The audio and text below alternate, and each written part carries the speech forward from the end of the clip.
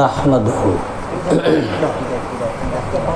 नुसल्ली व नुसल्लिमु अला सय्यिदिना व मौलाना मुहम्मदिन सल्लल्लाहु अलैहि वसल्लम रसूलिहिन नबिय्यिल अमीनिल मकीनिल हनीनिल करीमिर रऊफिर रहीम व अला आलिहि त्तय्यिबीन वत्ताहिरीन वल मासूमीन अजमाइन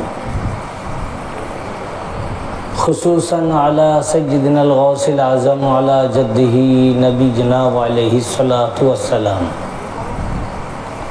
फ़क़द क़ाल अल्लाहु तबारक व तआला फ़िल क़ुरआनिल मजीद वल फ़ुरक़ानिल हमीद फ़अऊज़ु बिल्लाहि मिनश शैतानिर रजीम बिस्मिल्लाहिर रहमानिर रहीम क़ुल ला अस्अलुकुम अलैहि अजरन इल्लल मवद्दता फ़िल क़ुरबा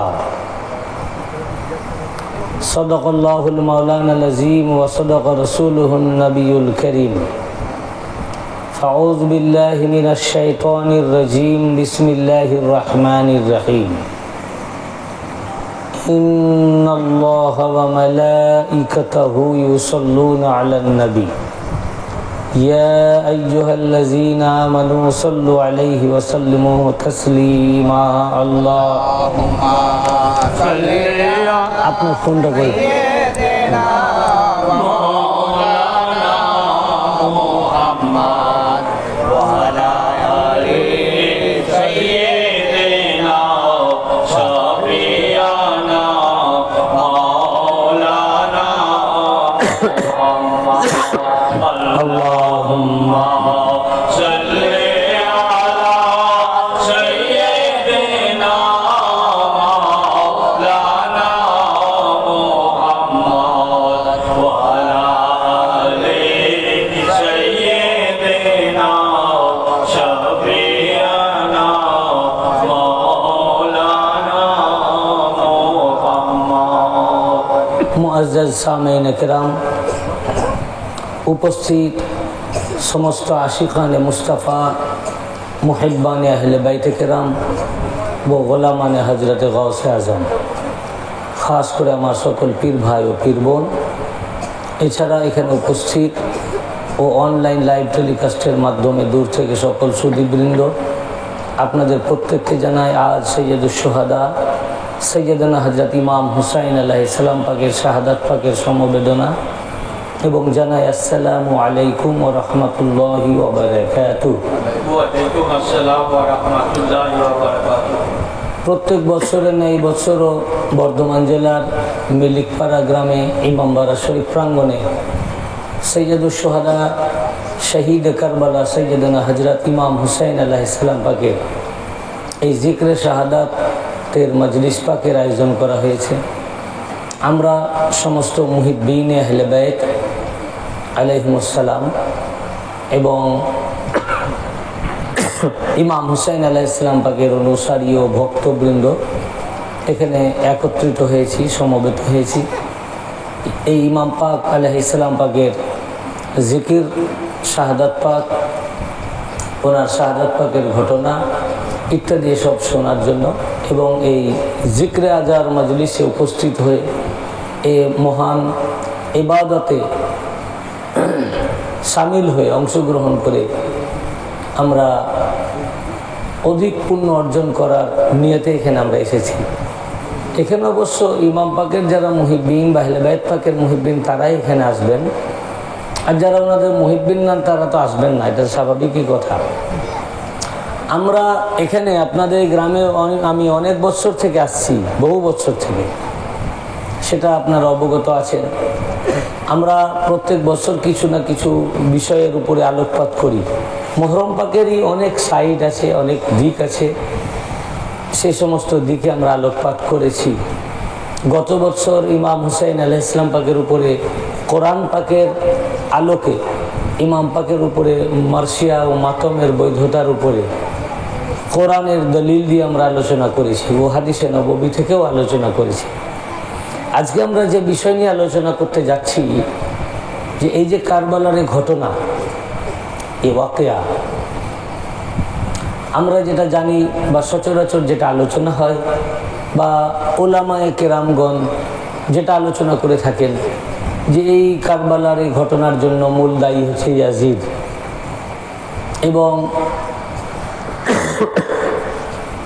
মুহররম পাক আসলেই ইমাম পাকের শান পাকে আলোচনা হয় এবং ইমাম পাককে যে শহীদ করিয়েছিল সেই এজিদের কথা খুব উত্থাপিত হয় এবং সারা দুনিয়া জানে যে এজিদই করেছে, আর কেউ এর পিছনে মানে নাই, সেই মূল। কিন্তু এটা আমাদের যে ভুল ধারণা, এটা আজকে আমরা কিছুটা মানে আপনাদের সামনে মানে ভুল ধারণাটা সংশোধন করাবার জন্য আমরা কোরআন ও হাদিসের আলোকে আলোচনা করব। একটা সাধারণ বিষয় যে ইয়াজিদ তো বেশি দিন ছিল না, খুব অল্প কয়দিন। আর একটা সাধারণ জ্ঞানের কথা, যেখানে রাসূল পাক সাল্লাল্লাহু আলাইহি ওয়াসাল্লাম হিস্ট্রি পড়ে দেখুন, এই জন্য পড়া দরকার, অন্ততপক্ষে ইতিহাস, তারিখ, সিরাতুন নববিয়্যা, নবীজি সাল্লাল্লাহু আলাইহি ওয়াসাল্লামের সিরাত পাক, জীবনী পড়া আমাদের অন্তত খুব দরকার। রাসূল পাক সাল্লাল্লাহু আলাইহি ওয়াসাল্লামের জীবনী যদি পড়া যায়, তাহলে আপনি পরিষ্কার বুঝতে পারবেন যে এই কারবালা শরীফের পিছনে মূল দায়ীটাকে, মূল নায়কটাকে, এবং এর সাথে কারা কারা জড়িত আছে। ইয়াজিদ তো একটা ইনস্ট্রুমেন্ট ছিল, সে তৈরি করা মাসনাদে বসে কাজটা সমাধান করেছে, সম্পন্ন করেছে। ইয়াজিদের দ্বারা কাজ সম্পন্ন হয়েছে, কিন্তু এর প্রেক্ষাপট রচিত হয়েছে অনেক আগে। এই প্রেক্ষাপট কখন রচিত হয়েছে এ নিয়ে আমি অনেক বক্তব্য দিয়েছি। আমাদের 4 নম্বর দরবার পাক থেকেও বলেছি, মেদিনীপুর মারগ্রাম খানকা শরীফ থেকে বলেছি। গত জুনরাতেও আমি সম্পূর্ণ না হলেও প্রায় 80% ওখানে আমরা আলোকপাত করেছি যে প্রেক্ষাপটটা কোন জায়গায় রচিত হয়েছিল। দেখবেন ইউটিউবে আমার বক্তব্যই রয়েছে, গদিরে খুম থেকে কারবালা, গদিরে খুম থেকে কারবালা বলে একটা লেকচার আছে। এখন একটা সিটিংয়ে তো পুরো বলা সম্ভব নয়, তবুও সেখানে আমরা ধারণাটা ক্লিয়ার করার চেষ্টা করেছি সব সহি হাদিসের আলোকে। বুখারী, মুসলিম, তিরমিজি, শুধু সিরাত পাকের কিতাব নয়, বুখারী, মুসলিম, তিরমিজি, আবু দাউদ, ইবনে মাজা, সিয়াসিত্তা যে আছে, আহমদ ইবনে হাম্বল, তামাম কুতুবে হাদিস ও তারিখ এবং তারিখের কিতাব থেকে আমরা, আপনারা জুনরায় হয়তো ছিলেন, আজকে আমি তারপর থেকে বিষয়টাকে আলোচনা করব, যেটা আমি ওখানে পুরো কমপ্লিট করা সম্ভব হয়নি। প্রেক্ষাপটটা ওখানে বলা হয়েছিল যে কোন জায়গা থেকে স্পার্কিং পয়েন্ট কারবালা শরীফে। এখন রাসূল পাক সাল্লাল্লাহু আলাইহি ওয়াসাল্লাম যে আসলেন, ওনার যে জীবনী আপনারা জানেন, অনেক যুদ্ধ নবীজিকে করতে হয়েছে এবং অনেক স্ট্রাগল করে, কষ্ট করে, জিহাদ করে, মাথার গাম পায়ে ফেলে এবং মাথার রক্ত পুরো শরীরে প্রবাহিত করে রাসূল পাকের দ্বীনকে কায়েম করেছেন। না, এটা আপনারা সবাই জানেন যে রাসূল পাক সাল্লাল্লাহু আলাইহি ওয়াসাল্লামকে অনেক মেহনত করতে হয়েছে। এমনকি রাসূল পাক সাল্লাল্লাহু আলাইহি ওয়াসাল্লামকে নিজের জন্মভূমি মক্কা শরীফ ত্যাগ করতে বাধ্য হয়েছেন, তারা বাধ্য করেছে, হিজরত করতে ওনাকে বাধ্য করেছে, মদিনা শরীফে উনি হিজরত করেছেন। এই যে এত ওনাকে কষ্ট করতে হলো, হিজরত করলেন, এত মেহনত করলেন, ওনার উপর এত মুসিবতের ঝড় আসলো, তাকে বন্দি করা হলো মক্কা শরীফে 3 বছর, তাকে বিভিন্ন যুদ্ধ বিগ্রহ করতে হয়েছে, ওনাকে বাধ্য হতে হয়েছে। বদরের যুদ্ধ, উহুদের যুদ্ধ, খন্দকের যুদ্ধ, খাইবারের যুদ্ধ, বিভিন্ন যুদ্ধ। তো এগুলো আমাদের এই জন্য ইতিহাস পড়া দরকার। যুদ্ধ যে উনি করেছেন, কার সাথে করেছেন? যুদ্ধে ওনার বিরোধী পক্ষে ওনার মেন কে ছিল? প্রত্যেকটা যুদ্ধের সেনাপতি কে ছিল? কার সাথে যুদ্ধ করেছেন? ইতিহাস পড়ে দেখুন যে প্রথম থেকেই যখনই হুজুর সাল্লাল্লাহু আলাইহি ওয়াসাল্লাম নিজের নবুয়তের এলান করলেন, সাফা পাহাড়ে, প্রথম সাফা পাহাড়ে দাঁড়িয়ে করেছিলেন। তারপরে হযরত আবু তালিব আলাইহিস সালামের বাড়িতে সব কুরাইশদেরকে ডেকে 3 বছর ধরে এই ইসলামের তাবলীগ করেছেন। যেই উনি নিজের নবুয়তের এলান করলেন এবং আল্লাহর তাওহীদের, সঙ্গে সঙ্গে ওনার প্রধান শত্রু হয়ে দাঁড়ালো বানু উমাইয়ার মুয়াবিয়ার বাবা আবু সুফিয়ান। আবু সুফিয়ান এবং প্রত্যেকটা ক্ষেত্রে সে বিরোধিতা করেছে এবং উমাইয়াদের সাথে, এই কথাও আমি আগে আপনাদের অনেকবার বলেছি, আপনারা ইতিহাস পড়লেও জানতে পারবেন যে এই রাসূল পাকের খানদানকে হাশেমি খানদান বলা হয়, হাশেমি খানদান। আর ইনার বিরুদ্ধে যার একটি খানদান ছিল উমাইয়া, এই ইসলাম আসার আগে থেকেই এই হাশেমিদের সাথে উমাইয়াদের দ্বন্দ্ব ছিল। উমাইয়া বংশ যেটা হচ্ছে ইয়াজিদ, ইয়াজিদের বাবার নাম মুয়াবিয়া, তার বাবার নাম আবু সুফিয়ান, তার বাবার নাম হারব, তার বাবার নাম উমাইয়া। এই উমাইয়া থেকে এই বংশটাকে আবু সুফিয়ান, হারব, আবু সুফিয়ান, মুয়াবিয়া, ইয়াজিদ, এই বংশকে উমাইয়া বংশ বলে। এবং এই উমাইয়া বংশের উপরে কোরআন পাকে অনেক লানাত রয়েছে। শাজারাতুল মালাউনা, কোরআনে যে আয়াত নাযিল হয়েছে এটা বনু উমাইয়ার উপরে। কোরআনের সমস্ত তাফসীরের কিতাবে রয়েছে। ওই বিষয়ের দিকে আমি আজকে আলোকপাত করতে চাচ্ছি না। কোরআন পাকে আল্লাহ পাক সূরা বনি ইসরাঈলে আয়াত নাযিল করেছেন, ওমা জাআলনা রুজ্জাল্লাতী আরাইনাকা ইল্লা ফিতনাতাল লিন-নাস ওয়াস শাজারাতুল মালাউনাতা মিন ফিল কুরআন, যে আমি কি আপনাকে স্বপ্ন দেখাইনি? ওমা জাআলনা রুজ্জাল্লাতী আরাইনাকা, আপনাকে কি আমি দেখাইনি স্বপ্নে, যেটা ইল্লা ফিতনাতাল লিন-নাস, যেটা মানব জাতির জন্য একটা ফিতনা ছিল, ওয়াস শাজারাতুল মালাউনাতা ফিল কুরআন, এবং আপনাকে আমি একটি অভিশপ্ত বৃক্ষ দেখিয়েছিলাম। শাজারাতুল মালাউন মানে যে অভিশপ্ত বৃক্ষ, মানে যে খানদান, একজন নয়। শাজারা মানে একটা বৃক্ষ বা বংশ তালিকা, যেমন আপনার পীরের সাজারা, সাজারা মানে বৃক্ষ আবিদানি করতে, কিন্তু বংশ তালিকা বা পীরি তালিকাটাকে সাজারা বলা হয়। তো একজন নয়, এ পুরা ইবলিস থেকে শুরু করে কিয়ামত পর্যন্ত যে সাজারা চলবে মালাউনদের, রাসূল পাকের বিরোধী, আহলে বাইত বিরোধী, এই পুরো খানদানকে সাজারা বলা হয়েছে। আর এই খানদানকে সাজারাকে মালাউন বলা হয়েছে। মালাউন মানে লানাতি, লানাতি বৃক্ষ, যার উপরে লানাত, অভিশাপ আল্লাহ পাক করেছেন। কোরআনে আল্লাহ পাক যার প্রতি, যে বংশের প্রতি, যে খানদানের প্রতি, যে সাজারার প্রতি আল্লাহ লানাত করেছেন। এই আয়াতের তাফসীরে, तमाम তাফসীরের কিতাব, তাফসীরে কুরতুবী, ইমাম ফখরুদ্দিন রাজি রাহমাতুল্লাহ তাফসীর আল কবীর, আল্লামা সিউতি তাফসীর আদ-দুররুল মানসুর, तमाम কুতুব তাফসীরে এসছে আশ-শাজারাতুল মালাউনাতা ফিল কুরআন বনু উমাইয়া। আল্লাহ পাক যে কোরআনে যে খানদানের প্রতি আল্লাহ লানত করেছেন, এই খানদান হচ্ছে বনু উমাইয়া, উমাইয়া বংশ, উমাইয়া খানদানের উপরে আল্লাহ লানত করেছেন। তো এই আয়াত, এই লানতের এই আয়াত উমাইয়া খানদানের উপরে নাজিল হয়েছে। এর উপরে ডিটেল আমার বক্তব্য রয়েছে। আমি মারগ্রামে একবার 6 ঘন্টা এক সিটিংয়ে আমি মুয়াবিয়ার মুখোশ উন্মোচনের বক্তব্য রেখেছিলাম। তাতে শাজারাতুল মালাউনার ডিটেল বর্ণনা ওখানে রয়েছে এবং বিভিন্ন এটাকে কাটিং করেও ইউটিউবে দেওয়া হয়েছে, আপনারা দেখে নিতে পারবেন, ডিটেলে রয়েছে। তো এই বনু উমাইয়া রাসূল পাক সাল্লাল্লাহু আলাইহি ওয়াসাল্লাম আল্লাহর তাওহীদ এবং নিজের নবুয়তের এলানের আগেই রাসূল পাকের আব্বা হযরত আব্দুল্লাহ আলাইহিস সালাম, তার আব্বা জান হযরত আব্দুল মুত্তালিব আলাইহিস সালাম, তার আব্বা জান হযরত হাশেম, এই যে খানদান, এই খানদানের সাথে বনু উমাইয়াদের দ্বন্দ্ব ছিল। আল্লাহ পাকে আয়াত নাজিল করে বুঝিয়ে দিয়েছেন এই শাজারাতুল, এই হাশেমি খানদান, হযরত হাশেম, হযরত আব্দুল মুত্তালিব, হযরত আব্দুল্লাহ, হযরত রাসূল পাক সাল্লাল্লাহু আলাইহি ওয়াসাল্লাম, মওলা আলী, এই যে খানদান, এটাকে শাজারাতুত তাইয়্যিবা বলা হয়েছে। আর এই তাইয়্যিবার জ্বর হচ্ছে জান্নাত থেকে আসছে, মূল রাসূল পাক। আর বনু উমাইয়ার এই খানদানকে শাজারাতুল মালাউনা বলা হয়েছে, আর এর মূল হচ্ছে ইবলিস। এটা আমি এবারও ডিটেলে আমি মারগামে ইনশাল্লাহ, মালিক পাক যদি আমাকে ক্ষমতা দেন, আমি মারগামে এবার চেহলম পাকে আমি ইনশাল্লাহ বলবো এই বিষয়ের উপরে। তো এই দ্বন্দ্বটা আগে থেকেই ছিল এই বনু উমাইয়াদের, এই মুয়াবিয়া ইয়াজিদের বংশের। রসুল পাকের খানদানের সাথে, এটুকু বুঝে যান।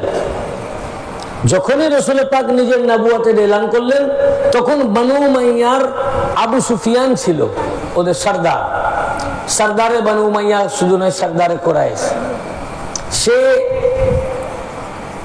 কুরাইশ জাতি, ইহুদি, খ্রিস্টান, তিন জাতিকে একত্রিত করে রসুল পাকের বিরোধিতা করলো। এমনকি রসুল পাক সাল্লাল্লাহু আলাইহি ওয়াসাল্লামকে হিজরত করতে বাধ্য করলো। কারবালার মূল দেখুন কোথা থেকে তৈরি হয়েছে। খালি ইয়াজিদ ইয়াজিদ করছেন। ইয়াজিদ কি করে করবে? ইয়াজিদ এই বনু উমাইয়াদের তৈরি করা মসনদে বসে কাজটা সমাধা করেছে এই মাত্র।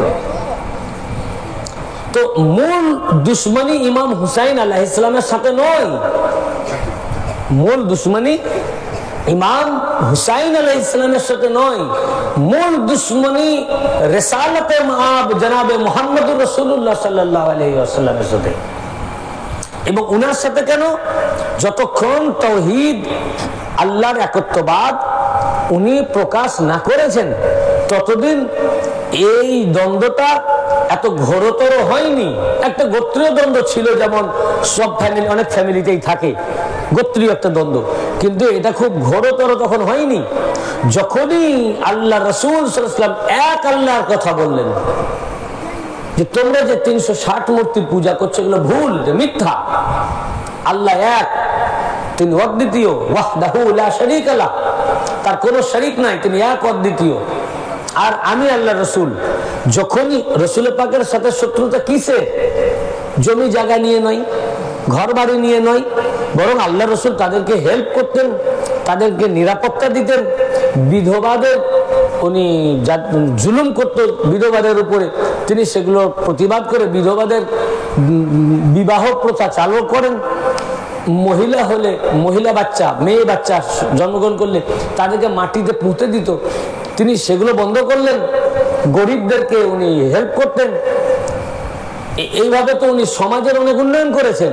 হুজুর তো তাদের উপকার করেছেন, এবং তারা উপকৃত হয়ে বুঝতে পেরেছে যে ইনি সাচ্চা। কারা? কাফেররা।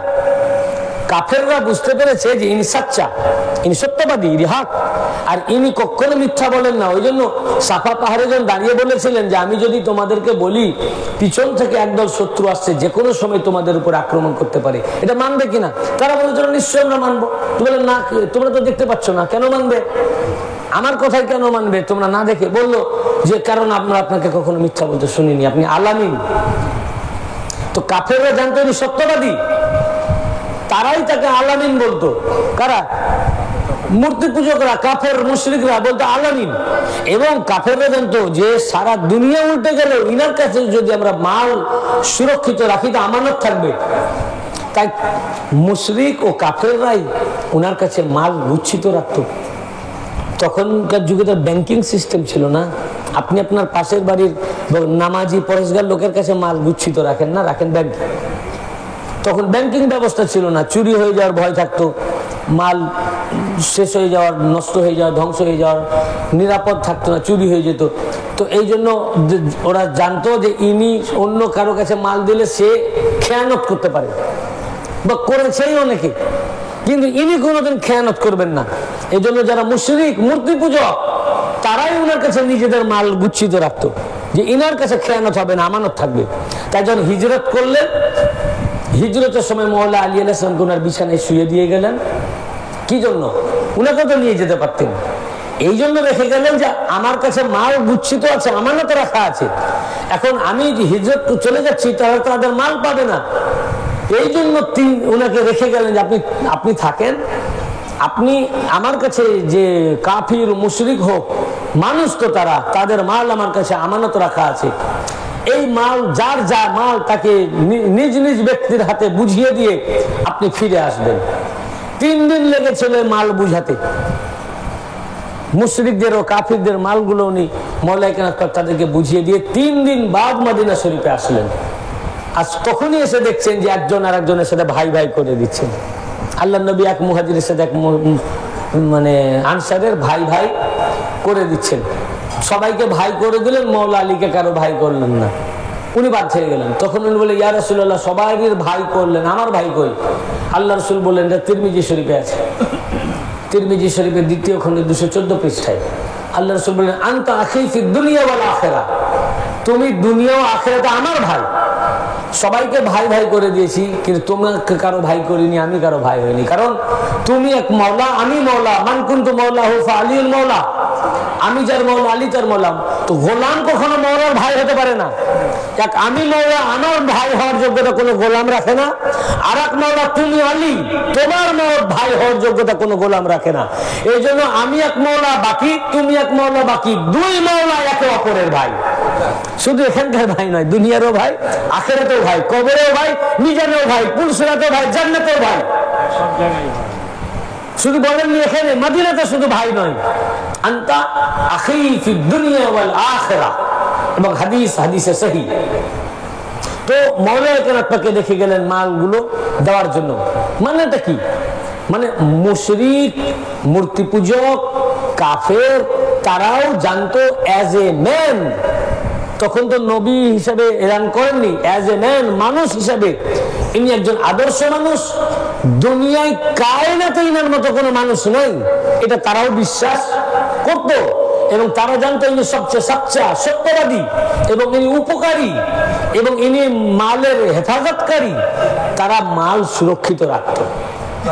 তাহলে তাকে এটুকু আপনারা বুঝেন যে তাহলে তারা কত উনাকে বিশ্বাস করত। তাহলে উনার সাথে শত্রুতা ছিল না এই বানু উমাইয়া ছাড়া। যেটা হিংসা ছিল তাদের গোত্রীয় ফ্যামিলিগত একটা থাকে ছিল, এছাড়া তাদের কোনো ছিল না। দ্বন্দ্বটা কখন হলো? যখনই উনি বললেন আল্লাহ এক, যখনই বললেন তোমরা কাবার ভিতরে যে 360 মূর্তি ভরে রেখেছো, এগুলো ভুল, এগুলো মিথ্যা, এগুলো আল্লাহ নয়, এবং আল্লাহ একজন আছেন, তাকে দেখা যায় না, তিনি ওয়াহদাহু লা শারীকা লাহু, তার কোনো শরীক নাই, আর আমি তার রাসূল। যেই এক আল্লাহর তাওহীদের কথা বললেন আর নিজের রিসালাতের কথা, রাসূল হওয়ার কথা বললেন, তখনই পুরা মক্কাবাসী উনার বিরুদ্ধে খেপে গেল। এবং সবচেয়ে বেশি খেপলো উমাইয়া বংশের আবু সুফিয়ান। সে তখন দেখলো ইনি তো নিজেকে নবী দাবি করে বসেছেন, আমরা বাপদাদার যুগ থেকে 360 মূর্তির পূজা করছি, তাদেরকে আমরা 360 আল্লাহ জ্ঞান করি, ইনি বলছেন এগুলো মিথ্যা, আল্লাহ একজন। তখন এই আবু সুফিয়ান সমস্ত কোরাইশদেরকে একত্রিত করলো। দেখো তোমার বাপদাদার, মানে তাদেরকে কি বলে এটাকে উত্তেজিত করতে থাকলো যে তোমাদের বাপদাদার ধর্মকে মিথ্যা বলছে মুহাম্মদ। তো জেনে রাখবেন, কমিউনাল ইস্যুটা সবচেয়ে বড় ইস্যু হয়। দুনিয়াদারি বা পারিবারিক যে ইস্যু বা ঝামেলা, এটা মিটে যায়, কিন্তু কমিউনাল ইস্যুটা সাংঘাতিক রূপ ধারণ করে। তাদেরকে উত্তেজিত করতে থাকলো, তোমার বাপদাদার যুগ থেকে যে সমস্ত আল্লাহর তোমরা পূজা করেছো, আমরা মনে করছি কাবার ভিতরে, আল্লাহর ঘরের ভিতরে এই আল্লাহ বাস করছে, 360 আল্লাহ, ঘর আল্লাহর, এই ঘরে 360 আল্লাহ রয়েছে, আস্তাগফিরুল্লাহ, নাউজুবিল্লাহ। 360 মূর্তি করে আল্লাহ বলে, তো 360 আল্লাহ তাদের ঘরে রয়েছে, তোমার বাপদাদার খোদার বিরুদ্ধে বলছে। এইভাবে কোরাইশদেরকে উত্তেজিত করতে লাগলো। আবার এদিকে যখন তিনি নিজের নবুয়তের এলান করলেন, ইহুদি আর নাসারা, ওরা আহলে কিতাব বলে, ওরা ধারণা করেছিল যে আমাদের বংশে নবী আসবেন। ওই জন্য তারা মক্কা শরীফে এসে, ওরা জানতো যে কাবা শরীফের আশেপাশে ওনার জন্ম হবে, এই জন্য তারা ওখানে এসে বসতি স্থাপন করেছিল। কারা? ইহুদি ও নাসারারা। ইহুদি ভাবছিল আমাদের বংশে নবী হবেন, নাসারা ভাবছে, খ্রিস্টান ভাবছে আমাদের বংশে নবী আসবেন। এবং তারা আখেরি নবীর ওসিলা দিয়ে দোয়াও চাইতো যে আল্লাহ আখেরি নবীর ওসিলাই আমাদেরকে মাদাদ করেন। যখন যুদ্ধ হতো, তো যুদ্ধে তারা কোরআনে আয়াত পাকাছে যে আখেরি নবী যিনি আসবেন তার ওসিলাই আমাদেরকে মাদাদ করেন, তো তাদের মাদাদ হতো, সাহায্য হতো, কোরআন পাকা আয়াত পাকাছে। তো তারা আখেরি নবীকে মানতো, কারণ তারা ধারণা ছিল যে ইসমাইল ইসলামের খানদানে তার নবী নাই, তাহলে এই খানদানের নবী হবে না, নবী তাহলে ইসহাক আলাইহিস সালামের বংশেই হবেন। আর ইসহাক আলাইহিস সালামের খানদান থেকে ইহুদি আর নাসারা এসছে, তাহলে ইহুদি ভাবছে আমাদের বংশ এ থেকে হবে, নাসারা ভাবছে আমাদের থেকে হবে। কিন্তু যখনই ইসমাইল আলাইহিস সালামের বংশের রাসূল পাক দাবি করলেন আমি নবী, ওরা তখন উল্টো হয়ে গেল। যে আখেরি নবীর ওসিলা দিয়ে দোয়া চাইতো, সেই আখেরি নবীর বিরুদ্ধে হয়ে গেল। তাহলে ইহুদি নাসারা কেন বিরুদ্ধে হলো, মোটামুটি শর্টের মধ্যে আপনারা বুঝতে পারলেন। তাহলে কোরাইশরা কেন বিরুদ্ধে এইটুকু বুঝলেন, এরা মূর্তি পূজক। কোরাইশরা হলো মূর্তি পূজক, আর ইহুদি নাসারা মূর্তি পূজক নয়। ওরা আখেরি নবীর আশায় বসেছিল, ভাবছিল যে আমাদের বংশ হবেন। ওরা ওদের তাওরাতে ইনজিলে যখন পড়লো যে উনি কাবা শরীফের আশেপাশে মক্কা নগরীতে জন্মগ্রহণ করবেন, তো তারা সিরিয়া থেকে আরো অন্যান্য দেশ থেকে মক্কা শরীফে এসে বসতি স্থাপন করলো যে তাহলে আমাদের বংশে নবী হবেন, এবং উনারও ছিল যে দোয়া চাইতো। কিন্তু যখন দেখলেন যে এই আশাই ছিল, কিন্তু দেখলেন যা না ইহুদি বংশে এলেন, না নাসারাতে এলেন, এলেন ইসমাইল আলাইহিস সালামের বংশে। এই কারণে ইহুদি এবং নাসারার দুই গোত্রই রাসূল পাকের বিরুদ্ধে হয়ে গেল। যার ওসিলা দিয়ে দোয়া চাইছিল তারই বিরুদ্ধে হয়ে গেল। কোরআন পাকে আয়াত পাক নাজিল করেছিলেন, আল্লাহ পাক আয়াত নাজিল করেছেন, যার ওসিলা দিয়ে তোমরা দোয়া চাইতে তারই তোমরা বিরুদ্ধে হয়ে গেলে। এখন আবু সুফিয়ান দেখলো, প্রথম কুরাইশদেরকে উত্তেজিত করলো, তোমার বাপদাদার ধর্মের বিরুদ্ধে বলছে, তোমার বাপদাদা যার পূজা করে এসেছে 360 মূর্তি, সেখানে আঘাত করেছেন ইনি। ভীষণ ভাবে তাদেরকে উত্তেজিত করলো। এদিকে ইহুদিয়ান নাসারাকে উত্তেজিত করলো, দেখুন আপনাদের বংশের নবী বাদ দিয়ে এখন ইসমাইল বংশে নবী চলে আসলো। এই 3 জাতিকে একত্রিত করলো আবু সুফিয়ান, একত্রিত করে আল্লাহ রসুলকে হিজরত করতে বাধ্য করলো।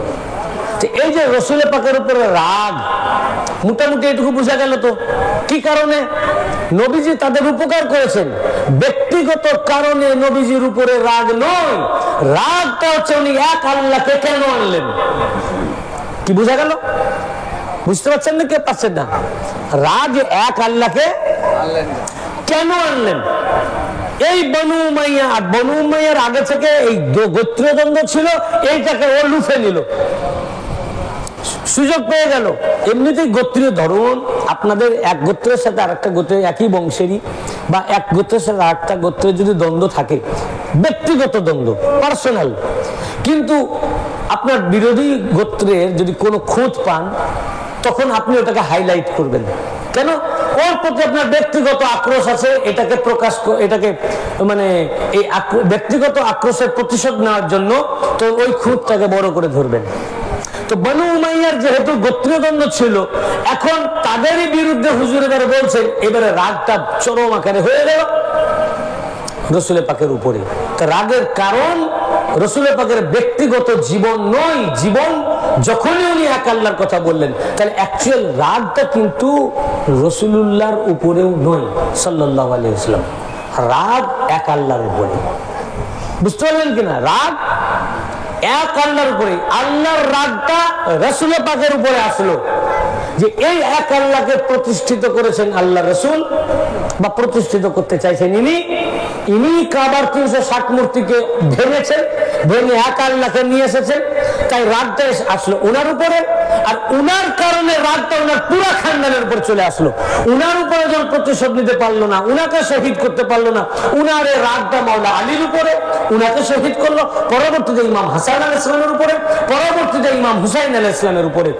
রাগ ইমাম আলীর উপরেও নয়, ইমাম হাসানের উপরেও নয়, ইমাম হুসাইনের উপরে নয়, মূল রাগ আল্লাহ। এই আল্লাহর প্রতি রাগ, এক তাওহীদের উপরে রাগ, তাওহীদের রাগটা এসে পড়লো নবীজির উপরে, নবীজির এই রাগটা প্রতিশোধ নিল কারবালায় এসে, প্রতিশোধটা নিল কারবালায় এসে। তাহলে রাগটা কিন্তু আগে থেকে, তাহলে কাদের সাথে? বনু উমাইয়ার সাথে, আবু সুফিয়ানের সাথে। বুঝেছেন না? আবু সুফিয়ান এখন রসুল পাকের এই তাওহীদকে প্রতিষ্ঠিত হতে দেবে না, উনি প্রতিষ্ঠা করবেন, আর আবু সুফিয়ান প্রতিষ্ঠিত হতে দেবে না। যার কারণে যত যুদ্ধ হয়েছে, আপনারা শুনেছেন যে যুদ্ধ হয়েছে, কে করেছে? এই বনু উমাইয়ার ইয়াজিদের দাদা মুয়াবিয়ার বাবা আবু সুফিয়ান। হিস্ট্রি পড়ুন, উহুদের যুদ্ধ থেকে খান্দক, সব যুদ্ধ, প্রত্যেকটা যুদ্ধ। তো ইহুদিদের সাথে যুদ্ধ হয়েছে, তার সুরসুরি কিন্তু এখান থেকেই, সব আবু সুফিয়ান থেকে। এখন যখন কোনোভাবেই পারল না আবু সুফিয়ান, মদিনা শরীফে হুজুর হিজরত করলেন। হিজরত করার পরে, তার আগে হিজরতের পরে বদরের যুদ্ধ হলো। বদরের যুদ্ধে অসংখ্য কুরাইশ যারা এসেছিল তারা মারা গেল, জাহান্নামে গেল মাওলাই কায়নাত পাকের তরবারির দ্বারা। ওখানে আল্লাহ পাক দুই ফেরেশতা মাওলায়ে কায়নাত পাকের দুই সাইডে নাজিল করেছিলেন, জিবরাইল আলাইহিস সালাম এবং মিকাইল আলাইহিস সালাম। যে পাহাড়ে ফেরেশতা অবতীর্ণ হয়েছিলেন ওই পাহাড়টাকে এখনো বলা হয় জাবালুল মালায়েকা। বদরে গিয়ে জাবালুল মালায়েকা দেখতে পাবেন, যারা গেছেন দেখেছেন নিশ্চয়। ওখানেই মাওলায়ে কায়নাত পাকের দুই পাশে হাজির হয়ে তারা নেমেছিলেন। তো অসংখ্য মারা গেল, এরই প্রতিশোধ নেওয়ার জন্য আবার ওহদের যুদ্ধ হলো। এখন বদরের যুদ্ধে যখন মারা গেল, মারা যাওয়ার পর আল্লাহ পাক আবার ওদের উপরে দুর্ভিক্ষ নাজিল করলেন। এই যে যুদ্ধগুলো হচ্ছে না সব উমাইয়াদের সাথে, তো দুর্ভিক্ষ যখন নাজিল করলেন তখন এমন দুর্ভিক্ষ হলো যে তারা মরা মানুষ ছিঁড়ে খেতে লাগলো, যান বাঁচাবার তাগিদে মরা জীবজন্তু ছিঁড়ে ছিঁড়ে তারা খাচ্ছে। তখন আবু সুফিয়ান দেখলো উপায় নাই, মুহাম্মদ সাল্লাল্লাহু আলাইহি ওয়াসাল্লাম ছাড়া আমাদের কোনো গতি নাই। সে তখন মদিনা শরীফে এলো। তখন আবু সুফিয়ানের মেয়ে, সে কিন্তু ইসলাম নিয়ে এসেছিল, সে তার বাপকে ছেড়ে রসুলের পাকের কাছে চলে এসেছিল। তার হিস্ট্রি রয়েছে কিভাবে এসেছিল, তার বিয়ে অন্য এক জায়গায় হয়েছিল, তারা তার উপর জুলুম করত, তার অনেক ঘটনা রয়েছে, আমি ওইদিকে যাচ্ছি না। হুজুর সাল্লাল্লাহু আলাইহি ওয়াসাল্লাম সে ইসলাম গ্রহণ করার জন্যই তার উপরে জুলুম করত। তো শাদী মুবারকের আগেই সে ইসলাম গ্রহণ করেছিল, সেজন্য অন্য স্বামীর সাথে ছিল, তখন ইসলাম গ্রহণ করেছিল এবং ইসলাম গ্রহণ করার জন্য তার উপরে জুলুম অত্যাচার করতো এবং তাকে তালাকও দিয়ে দেয়। যাই হোক, তখন তাকে বাঁচাবার জন্য, তাকে দেখার কেউ, এদিকে বাপের বাড়িও যেতে পারছে না, কিন্তু তার বাবা তো ইসলামের মূল শত্রু, তার নাম ছিল সুফিয়া, হযরত সুফিয়া রাদিয়াল্লাহু আনহা। তার বাবা আবু সুফিয়ান তো হচ্ছে একদম ঘোর শত্রু ইসলামের, আর এদিকে স্বামীও শত্রু, শ্বশুর বাড়িও শত্রু, আর এদিকে বাবাও শত্রু, শ্বশুর বাড়ি থেকে বাপের বাড়িও আসতে পারছে না। তখন হুজুরের কাছে যখন এই খবর গেল, তো ওখানকার বাদশার কাছে হুজুর চিঠি লিখলেন এবং ওকে দেখলেন, একে বাঁচাবার জন্য হুজুর বিয়ে করতে চাইলেন। ও তো শেষ হয়ে যেত। ইসলাম গ্রহণ করার উপরে শ্বশুর বাড়ি থেকেও জুলুম, বাবার বাড়ি থেকেও জুলুম, দুই জায়গা থেকে জুলুম, তার আর বাঁচার জায়গা নাই হুজুরের কদম পাক ছাড়া, হুজুরের কদম পাক ছাড়া বাঁচার জায়গা নাই। তখনই আল্লাহ রাসূল সাল্লাল্লাহু আলাইহি ওয়াসাল্লাম তাকে বিয়ে করে নিয়ে আসলেন, বুঝেছিলেন না, বিয়ে করে আনলেন। কেন? ওই গোবরে পদ্ম ফুল ছিল, গোবরে পদ্ম ফুল। তখন আবু সুফিয়ান মদিনা শরীফে আসলো, এসে তার বাঁচার জন্য হুজুরের যে উনার দোয়া ছাড়া বাঁচা যাবে না। তো তখন ওই সুফিয়ার ঘরে হুজুর ছিলেন, তা আবু সুফিয়ানের মেয়ে। তো যখন হুজুরের বিছানায় বসতে যাবে আবু সুফিয়ান, তার মেয়ে মানে হুজুরের আহলিয়া, তিনি বিছানার চাদর টেনে নিলেন। তখন তিনি বললেন, আমি তোমার বাবা, তুমি কি আমাকে অ্যাকসেপ্ট করছো না, বসতে দিবে না? বলে, তুমি নাপাক, তুমি মুশরিক, তুমি আমার বাবা হতে পারো, তুমি আমার বাবা হলো তুমি মুশরিক, তুমি কাফির, তুমি নাপাক। আল্লাহ রাসূল সাল্লাল্লাহু আলাইহি ওয়াসাল্লাম পাক ও পবিত্র, হুজুরের বিছানায় তুমি বসতে পারো না। উনি বসতে দেন নাই, বুঝেছেন না? আর কত ধোঁকাবাজি, মিথ্যা কথা। যে মুসলিম শরীফে একটা হাদিস শরীফ এসছে, এটা জাল। মুসলিম শরীফে এসছে যে হুজুর সাল্লাল্লাহু আলাইহি ওয়াসাল্লাম বললেন যে যখন আবু সুফিয়ান, এটা আমি পরের ঘটনা, আমি একটু আগে চলে আসলাম আবার, যে মক্কা বিজয়ের পর যখন বাধ্য হলো ইসলাম গ্রহণ করতে, তো ইসলাম গ্রহণ করার পর আবু সুফিয়ান এসে বলল যে ইয়া রাসূলুল্লাহ, আমার সাথে কেউ বসে না, আমি ইসলামের চিরশত্রু ছিলাম, এই জন্য কেউ আমার সাথে বসে না, কেউ আমার সাথে গল্প করে না, আমি কোনো মজলিসে গেলে আমার থেকে মুখ ফিরিয়ে লাই। তা আপনি এক কাজ করেন, আমার 3টি প্রার্থনা কবুল করেন, যাতে আমার প্রতি লোকে মুখ ফিরিয়ে দেখে। বলে কি? 1 নম্বর হলো যে আমার মেয়ে সুফিয়াকে আপনি গ্রহণ করেন স্ত্রী হিসেবে। 2, আমার ছেলে মুয়াবিয়াকে আপনার কাতেব হিসেবে গ্রহণ করেন, কিছু লেখার কাজ দেন। কাতেবে ওহি শব্দ মুসলিম শরীফে নাই। কাতেব মানে লেখক, চিঠি লেখক হতে পারে। তো আর অন্য কিছু লেখা, যে আপনি কিছু লেখার সুযোগ দেন। আর 3, কোনো একটা যুদ্ধে আমাকে অংশগ্রহণ করতে দেন, বুঝেছেন না? তাহলে আমি ইসলামের হয়ে যুদ্ধ করলাম, লোকেরা আমাকে ঘৃণা করছে, এই ঘৃণা তাহলে আর করবে না। এটা কত বড় মিথ্যা কথা। যে যে বললো আমার মেয়ে সুফিয়াকে আপনাকে দিচ্ছি, আপনি কে গ্রহণ করেন? হুজুর বললেন যে হ্যাঁ। তো গ্রহণ তো আগেই করে নিয়েছেন, মক্কা বিজয়ের আগে থেকেই হযরত সুফিয়া রাসূল পাকের স্ত্রী, উনার ঘরে রয়েছেন। আর এখানে বলছে যে আপনি ওকে গ্রহণ করেন, বিয়ে করেন, কথাটা মিথ্যা না? তো মুসলিম শরীফের মধ্যে আসলে হাদিসটি জাল। এইটার ভিত্তিতে বলে ও কাতেবে ওহী ছিল, বুঝতেছেন না? আর কাতেবে ওহীও কথাটা লেখা নাই, কাতেব শব্দ আছে। আর কাতেবে ওহী হওয়ার পরও যদিও হয়, আমি এটা সারা বিশ্বের মানুষের কাছে আমি চ্যালেঞ্জ করছি, যদি কেউ প্রমাণ একটা আমাকে দিতে পারে যে ও কাতেবে ওহী ছিল, কোন সূরা বা কোন আয়াত লিখেছে, কোন আলেম দেখাতে পারবে? কোন আলেম দেখাবার ক্ষমতা নেই। কারণ যখন আবু সুফিয়ান মুআবিয়া বা জাহের কালেমা পড়লো, তখন আর ওহী আসতে বাকি নাই, পুরা কোরআন মুকাম্মাল এসে গেছে। তো কোরআন তো এসে গেছে, তো লিখবে কি?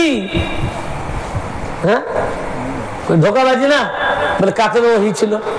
তারপরেও যদিও কাতেবে ওহী হয়, হতে পারে কেউ কাতেবে ওহী থাকতে পারে, কিন্তু কাতেবে ওহী হওয়ার পরেও যদি আহলে বাইতের দুশমন হয়, দুশমনে আহলে বাইত হয়, ও কাতেবে ওহী থেকে বাতিল, সাহাবী থেকে খারিজ, ও ইসলাম থেকে খারিজ হয়ে যাবে।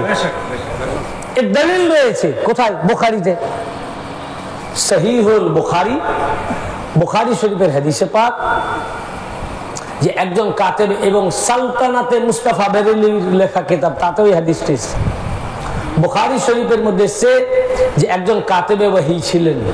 সেই কাতেবে ওহী সূরা বাকারা ও সূরা আলে ইমরান লিখেছে। ওই লোকটা রাসূল পাক সাল্লাল্লাহু আলাইহি ওয়াসাল্লামের জামানাতেই মুরতাদ হয়ে গেল। অতঃপর ওই লোকটা যখন মারা গেল, তার কওমেরা তাকে দাফন করলো।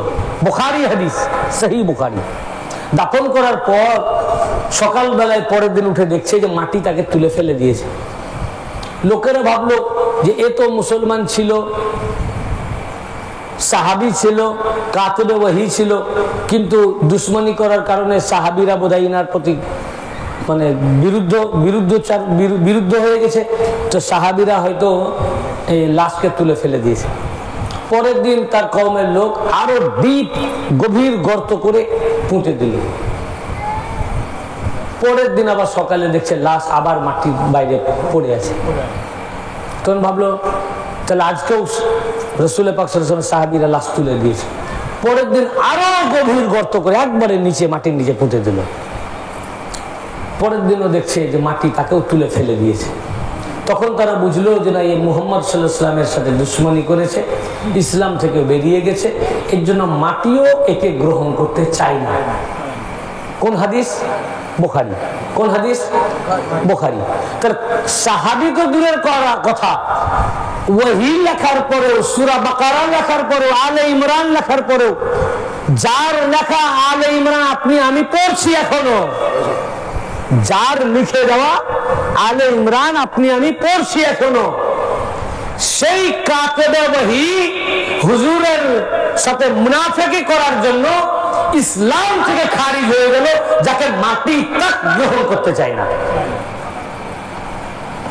তাহলে বোঝা গেল যে কাতেবে ওহী হওয়ার পরেও দুশমনে রাসূল ও দুশমনে আহলে বাইত ইসলাম থেকে খারিজ।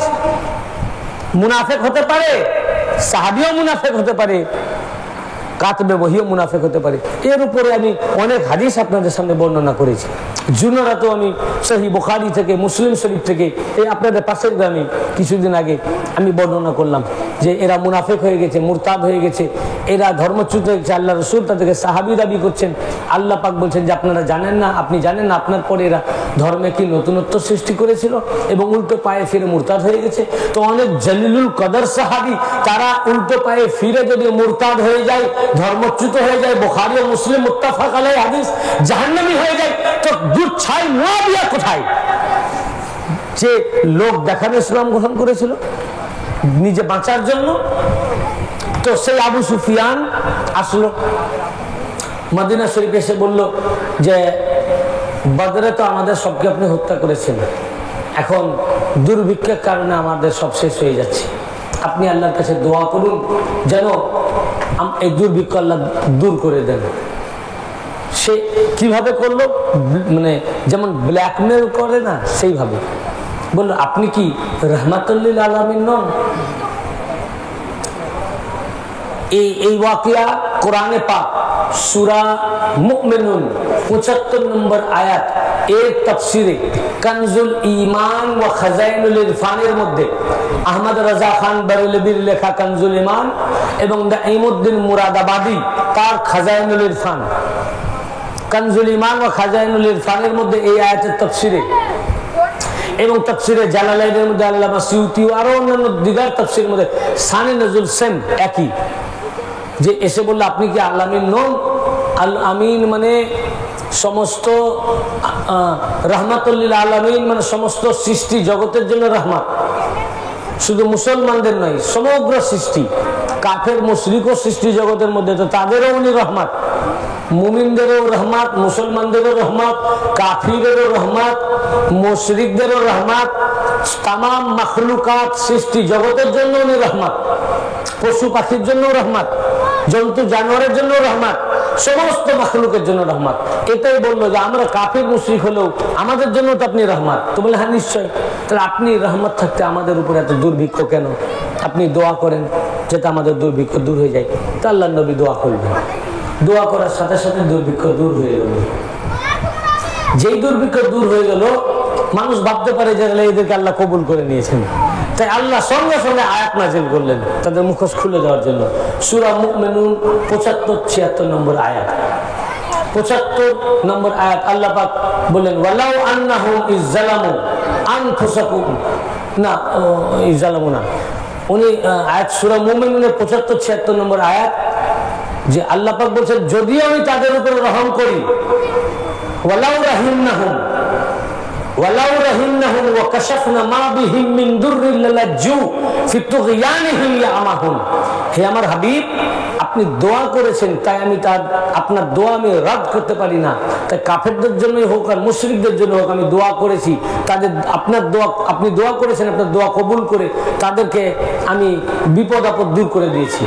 কিন্তু আপনি জেনে রাখুন, ওয়ালাউ রাহিমনাহুম ওয়ালাউ রাহিমনাহুম, আমি যদিও তাদের উপরে রহম করি, কাদের উপর? কে এসছে? নবীজির কাছে এসছে কে? আবু সুফিয়ান। কি শুনছেন ভাই, বুঝতে পারছেন না? নবীজির কাছে এসছে কে? দোয়া চাইতে এসছে কে? আবু সুফিয়ান, মুয়াবিয়ার বাবা। আবু সুফিয়ান এসছে দুর্ভিক্ষের জন্য দোয়া চাইতে, আল্লাহ নবী দোয়া করলেন। এরই পরিপ্রেক্ষিতে আল্লাহ পাক বলেন ওয়ালাউ রাহিমনাহুম, আবু সুফিয়ান আপনার কাছে দোয়া চাইতে এসছে, আপনি দোয়া করেছেন, দুর্ভিক্ষ দূর করেছি, কিন্তু জেনে রাখুন আমি ওদের উপরে যতই রহম করি, দয়া করি, ওয়া কাশাফনা মা বিহিম মিন দুররিল লাজ্জু ফি তুগয়ানিহিম ইয়ামাহুন, আর তাদের থেকে কষ্ট সমূহ, বিপদ আপদ, বালা মুসিবত আমি যতই দূর করে দিই, জেনে রাখুন ওরা চিরকাল গুমরাহিতে লিপ্ত থেকে কুফরি কাজ করতেই থাকবে। আমি ওদের উপরে রহম করেছি মানে ওরা যে পরিবর্তন হবে তা নয়। আল্লাহ তাদের ভবিষ্যৎ বাণী করলেন, গায়েবের খবর দিলেন যে এদের উপর যতই দয়া করা হোক, কাদের উপরে? বনি উমাইয়ার উপরে, কুরাইশদের উপরে, আবু সুফিয়ান, মুআবিয়া, হিন্দার উপরে, এই ফ্যামিলির উপরে এসেছে আবু সুফিয়ান একজন, আর আল্লাহ ব্যবহার করেছেন বহু বচন। ওয়ালাউ রাহিমনাহু বলেননি যে আমি আবু সুফিয়ানের উপর যতই রহম করি, এটা বলেন নাই।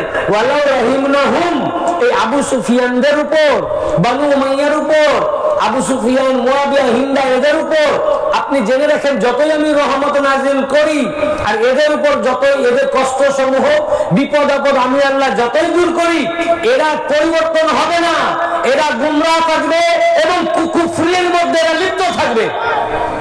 খোদ খোদা যাদের জন্য ভবিষ্যৎবাণী করে দিয়েছেন যে এদের উপর যতই দয়া করা হোক, যতই রহম করা হোক, এদের আপদ বিপদ বালা মুসিবত যতই দূর করা হোক, মুখে সহস্রবার যতই কলেমা পাঠ করুক, এরা কোনোদিনই ইসলামে দাখিল হতে পারবে না, মুমিন হতে পারবে না, এরা গুমরাহ থাকবে, পথভ্রষ্ট থাকবে, এরা কাফের থাকবে। আল্লাহ যে খানদানকে, যে বংশকে, যে বনু উমাইয়াকে, যে আবু সুফিয়ান, তখন ওই দলে আবু সুফিয়ানের সাথে মুআবিয়া মওজুদ, ইয়াজিদের জন্ম হয়নি, তো এই আবু সুফিয়ান মুআবিয়া যাদের জন্য আল্লাহ কোরআনে ভবিষ্যৎবাণী করে দিলেন কোনদিনই এরা ঈমান আনবে না, এরা চিরকাল গোমরাহ থাকবে, এরা কাফের থাকবে, যাদের জন্য আল্লাহ কোরআনে ঘোষণা দিয়ে দিলেন, এরপর যদি কোন মোল্লা মনে করে যে না মুমিন, বলুন ওই মোল্লা কোরআন মান্যকারী হলো না অবমাননাকারী হলো? কোনটা হলো? আজকে যারা এখনো মুআবিয়াকে মুসলমান ভাবে, এ কোরআন অমান্যকারী, আল্লাহর প্রতি তাদের বিশ্বাস দৃঢ় নাই।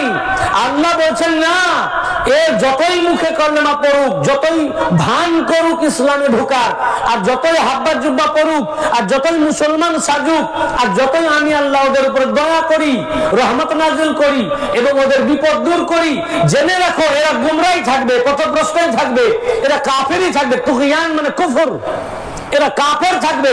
তা আল্লাহ বলছেন কাফের থাকবে, মোল্লা বলছে কে জানে, কলমা পড়া তো শুনেছি। তার মানে মোল্লার আল্লাহর কথা বিশ্বাস হচ্ছে না যে আল্লাহ তুমি বলেছো, কিন্তু তোমার কথা ভুল হয়ে গেছে, আমরা তো কলমা পড়তে শুনতেছি। আস্তাগফিরুল্লাহ, নাউজুবিল্লাহ। তার মানে মোল্লাদের আল্লাহতেই বিশ্বাস নাই। অতএব এখনো পর্যন্ত যারা মুআবিয়াকে মুসলমান, মুমিন তো দূরে কথা, মুসলমান মনে করে, যতই নবীজির কাছে আসুক, যতই কলেমা পড়ুক, আল্লাহ যাকে কাফের বলে দিয়েছেন, যে খানদানকে কাফের বলেছেন, গোমরাহ বলেছেন, তাকে মুসলমান বলার অধিকার আর কারো নাই। এরপরেও তাদেরকে যারা মুসলমান মনে করে, আমি বলবো ও কোরআন অবমাননাকারী, কোরআন বিরোধী, খোদাদ্রোহী, নবীদ্রোহী, কোরআনদ্রোহী। অতএব ও মুল্লা ইসলাম থেকে খারিজ, ও মুসলমান না।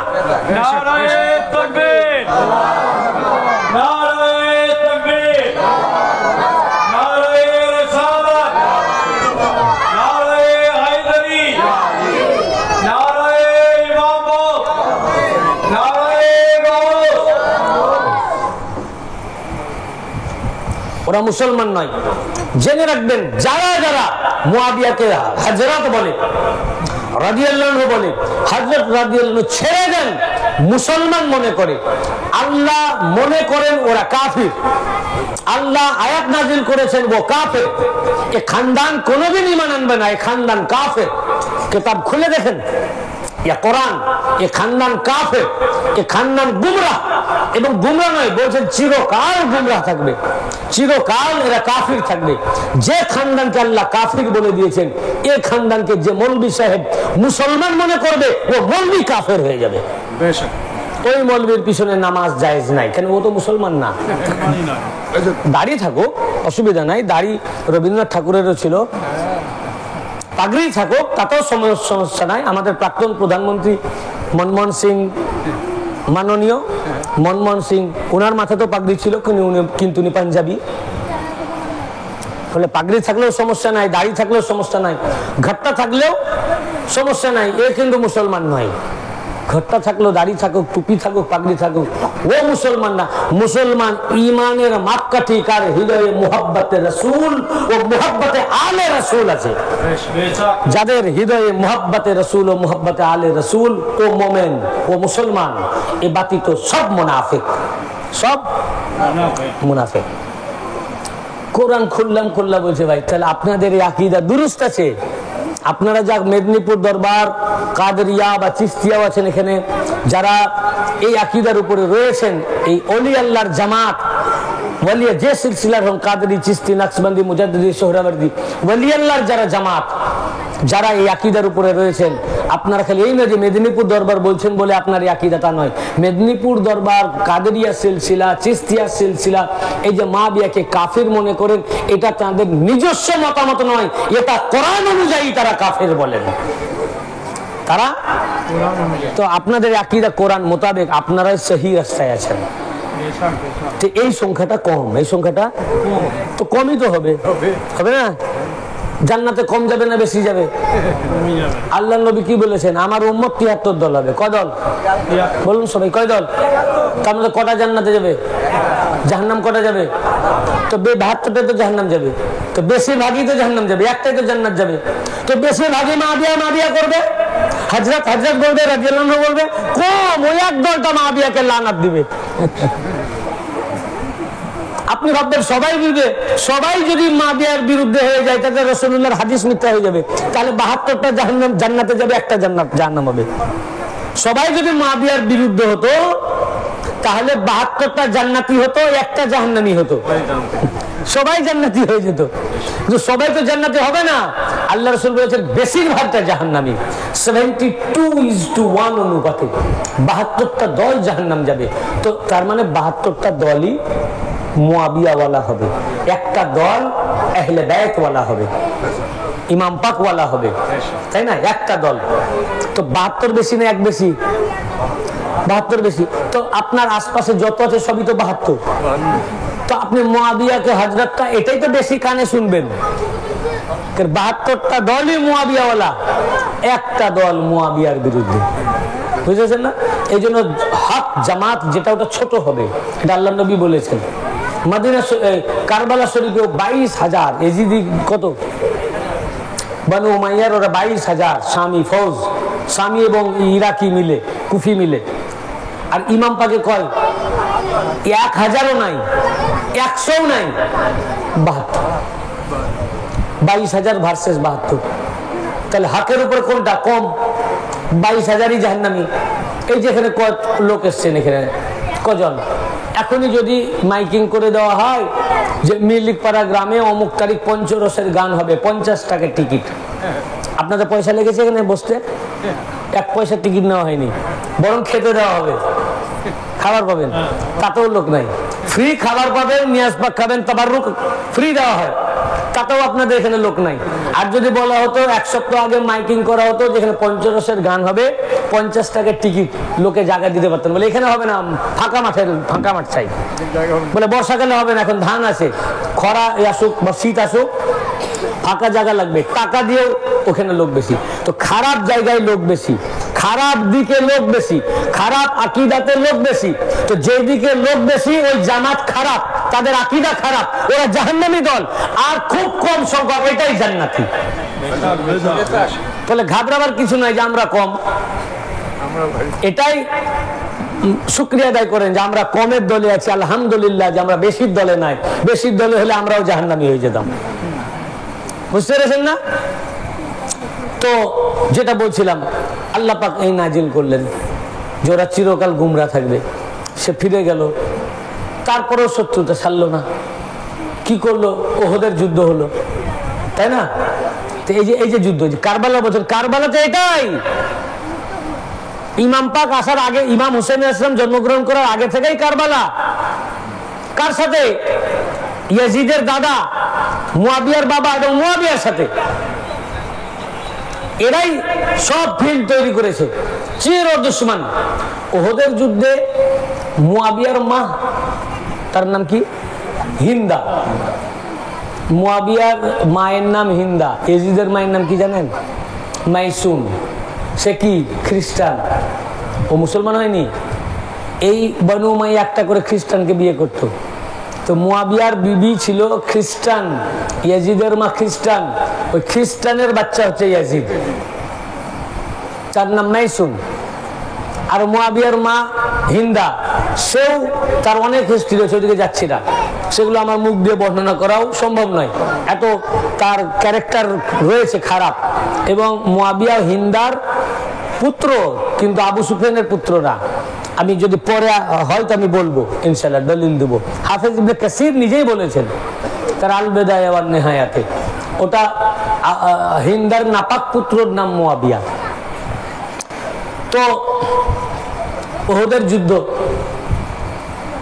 যুদ্ধে হিন্দা নৃত্য করেছিল, নেচেছিল, আর ওয়াসিকে উৎসাহিত করেছিল হযরতে হামজা রাদিয়াল্লাহু আনহুকে শহীদ করার জন্য। অতঃপর হযরতে হামজা রাদিয়াল্লাহু আনহু শহীদ হলেন। তো মুয়াবিয়ার মা হিন্দা ইয়াজিদের হযরত হামজা রাদিয়াল্লাহু আনহুর বুকের উপরে বসে বুক চিরে কাঁচা কালিজা বার করে চিবিয়ে চিবিয়ে খেয়েছিল। সে গিলবার চেষ্টা করেছিল, ইবনে কাসির বলেন, কিন্তু সে আর গিলতে পারেনি এবং নাক কান বিভিন্ন অঙ্গ প্রত্যঙ্গকে কেটে মালা করে গলায় পরে উল্লাস করেছিল। আর বলেছিল আমি চেয়েছিলাম মুহাম্মদকে আর আলীকে হত্যা করতে আলাইহিস সালাম, কিন্তু তাদেরকে আমি আমার নাগালে পাইনি। তবে তাদের চাচা হযরত হামজাকে হত্যা করে আমি আমার বদরের প্রতিশোধ নিয়েছি। বুঝেছেন না? কত বড় ডাইনি, তার গর্ভজাত সন্তানটার নাম মুয়াবিয়া। কত বড় ডাইনি চিন্তা করেন। তোমাদের হযরতের মা, তোমাদের পীর মা নাকি, তোমাদের হযরতের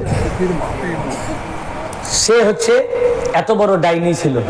তাম তারিখের কেতাবে এই কথা রয়েছে। কোন কেতাবের নাম বলবো, কাকে বাদ দিব?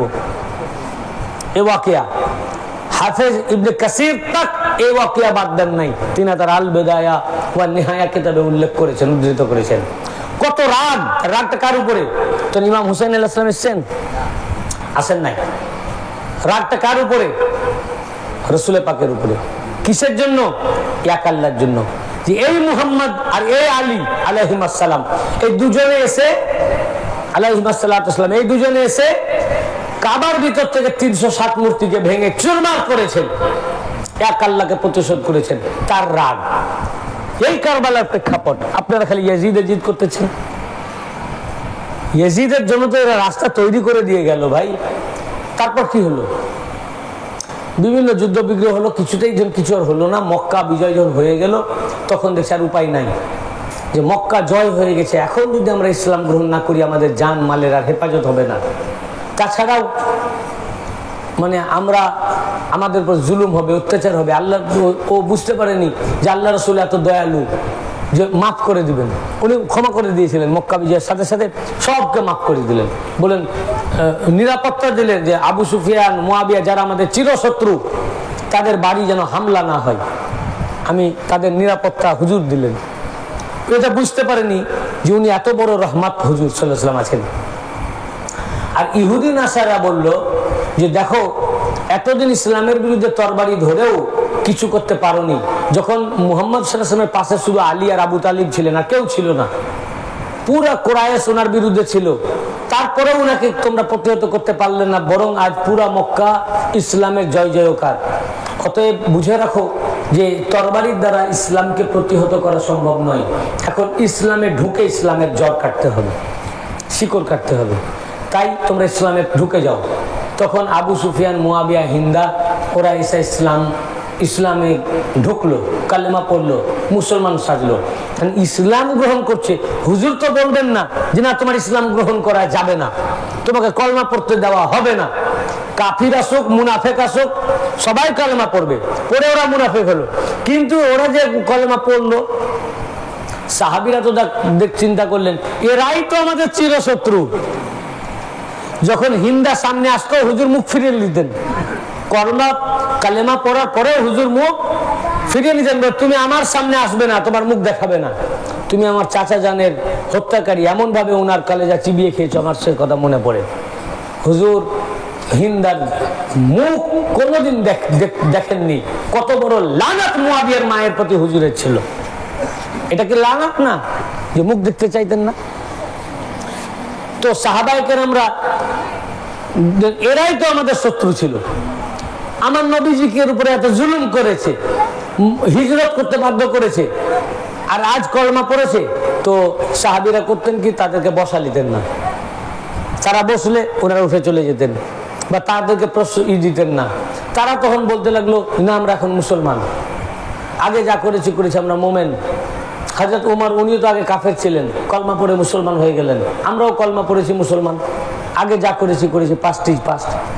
আল্লাহ পাক দেখলেন যতই কলমা পড়, আমি আগেই আয়াত নাজিল করেছি, এরা কোনোদিন ঈমান আনতে সক্ষম হবে না, এরা কাফের থাকবে, গুমরাহ থাকবে।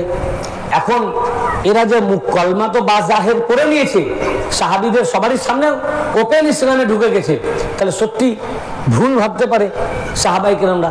আল্লাহ পাক সূরা হুজরাতের আয়াত নাজিল করলেন, 14 নম্বর আয়াত। ক্বালাতিল আরাবু আমান্না কুল লাম তুমিনু ওয়ালাকিন কুলু আসলামনা ওয়ালাম্মা ইয়াদখুলুল ঈমানু ফি কুলুবিকুম। আরবের লোকরা বলে আমরা ঈমান এনেছি। কুল, হে নবী আপনি বলে দেন যে না তোমরা ঈমান আনো নাই। ওয়ালাকিন কুলু আসলামনা, বলে আমরা তাহলে কি বলবো? আমরা যে ইসলামে ঢুকেছি। বলে যেহেতু কলমা পড়েছো, এই দলে ঢুকে গেছো, দলটাকে বড় করে দিয়েছো, তাই তুমি নিজেকে মুসলমান দাবি করতে পারো। ওয়ালাম্মা ইয়াদখুলুল ঈমানু ফি কুলুবিকুম, কিন্তু তোমাদের কলবে বিন্দু মাত্র ঈমান প্রবেশ করেনি। আল্লাহ পাক নিজেই আয়াত নাযিল করে ওদেরকে মুনাফিক বলছেন যে তুমি মুসলমান দাবি করতে পারো কিন্তু তুমি মুমিন নই। যে মুমিন নয় সে কি? সে মুনাফিক। যে ইমানদার নয় সে মুনাফিক, মানে মুসলমান মুনাফিকও মুসলমান, সে কিন্তু কাফেরের চেয়েও খারাপ। কোরআনে আয়াত পাক আছে মুনাফিক জাহান্নামের সবচেয়ে নিচের স্তরে থাকবে। এইবার ইসলামে ঢুকে এরা সুযোগের সন্ধানে থাকে, বুঝলেন না? এখন কিভাবে আসলো এই ঘটনাগুলো আমি জোনারা গ্রামে বলেছিলাম, আপনারা শুনেছেন এই ওয়াকিয়া। ওই একই তো অডিয়েন্স, সেই শ্রোতা। কিভাবে পোস্টগুলো পেল? যখন তারা পেল, মাওলাই কায়নাত পাক তো খেলাফতে বসতে চাননি। লাস্ট অব্দি যখন সবারই জবরদস্তিতে উনি এলেন, খালিফা হলেন, বসলেন। প্রথম ওনার বিরোধিতা করে বসলো সিরিয়ার গভর্নর মুয়াবিয়া ইবনে আবু সুফিয়ান। এবং মুয়াবিয়া যখন এতে গেল, আপনার আল বিদায়া ওয়ান নিহায়া কিতাবের মধ্যে হাফেজ ইবনে কাসির উল্লেখ করেছেন যে আবু সুফিয়ানের বড় ছেলে, তার নাম ছিল ইয়াজিদ। এই কারবালার ইয়াজিদ নয়, ওটা মুয়াবিয়ার ছেলে, আর এটা মুয়াবিয়ার সৎ ভাই, তার নাম ইয়াজিদ। তাকে হযরতে আবু বকর গভর্নর করলেন সিরিয়ার। তো মুয়াবিয়া তখন তার পিছে পিছে গেল। তো হাফেজ ইবনে কাসির আল বিদায়া ওয়া নিহায়ার মধ্যে উল্লেখ করেছেন যে যখন ইয়াজিদের সাথে সাথে মুয়াবিয়া গেল, তো আবু সুফিয়ান তার বিবি হিন্দাকে বলল যে দেখো কিভাবে তোমার ছেলে আমার ছেলের তাবেদারি হয়ে গেল। তার উত্তরে হিন্দা বলল, মুয়াবিয়ার মা, যে আরবের পশুগুলো যদি হরকত করে সেই দিন বুঝতে পারবে যে তোমার ছেলে আর আমার ছেলের মধ্যে সম্পর্ক কি, আমার ছেলেও বাদশাহী করবে। তো দেখুন কথাটা, এই বাক্যটার ভাষ্যটা কি? আবু সুফিয়ান মুয়াবিয়ার জন্য বলছে যে তার বড় আবু সুফিয়ানের বড় ছেলে, তার নাম ইয়াজিদ, বলে আমার ছেলে আমার সন্তানের, তোমার সন্তান, মুয়াবিয়াকে বলছে যে তোমার সন্তান আমার সন্তানের কিভাবে তাবিদারি হয়ে গেল। মানে ইয়াজিদকে আবু সুফিয়ান নিজের সন্তান বলছে, আর মুয়াবিয়াকে হিন্দার সন্তান বলছে, মানে নিজের সন্তান না। আবু সুফিয়ান নিজেই মুয়াবিয়াকে নিজের সন্তান অস্বীকার করেছে। কারণ কি? ও আবু সুফিয়ানের সন্তান না। এই জন্যই আবু সুফিয়ান ওর নাম রেখেছিল। কেন? হিন্দার পেটে আবু সুফিয়ান আসার 3 মাস আগেই মুয়াবিয়া এসে গেছিল, আবু সুফিয়ানের সাথে বিয়ে হওয়ার আগেই। যার কারণে যখন জন্মগ্রহণ করলো, কেউ কোনো বাপ তার ছেলের নাম কি কুকুর রাখে? আপনি আপনার ছেলের নাম কুকুর রাখবেন? কুত্তি রাখবেন? কুকুর শুধু রাখেনি, মুয়াবিয়া মানে ডিকশনারি দেখেন, মিসবাহুল লুগাত 586 পৃষ্ঠা, আসরা লুগাত আরবিক টু ইংলিশ। আবার আমি এই ন্যাশনাল লাইব্রেরি আছে কলকাতা, সেখানে গেছিলাম, ওখানে একটা ডিকশনারিটার নাম আমার লেখা আছে, মনে আসছে না।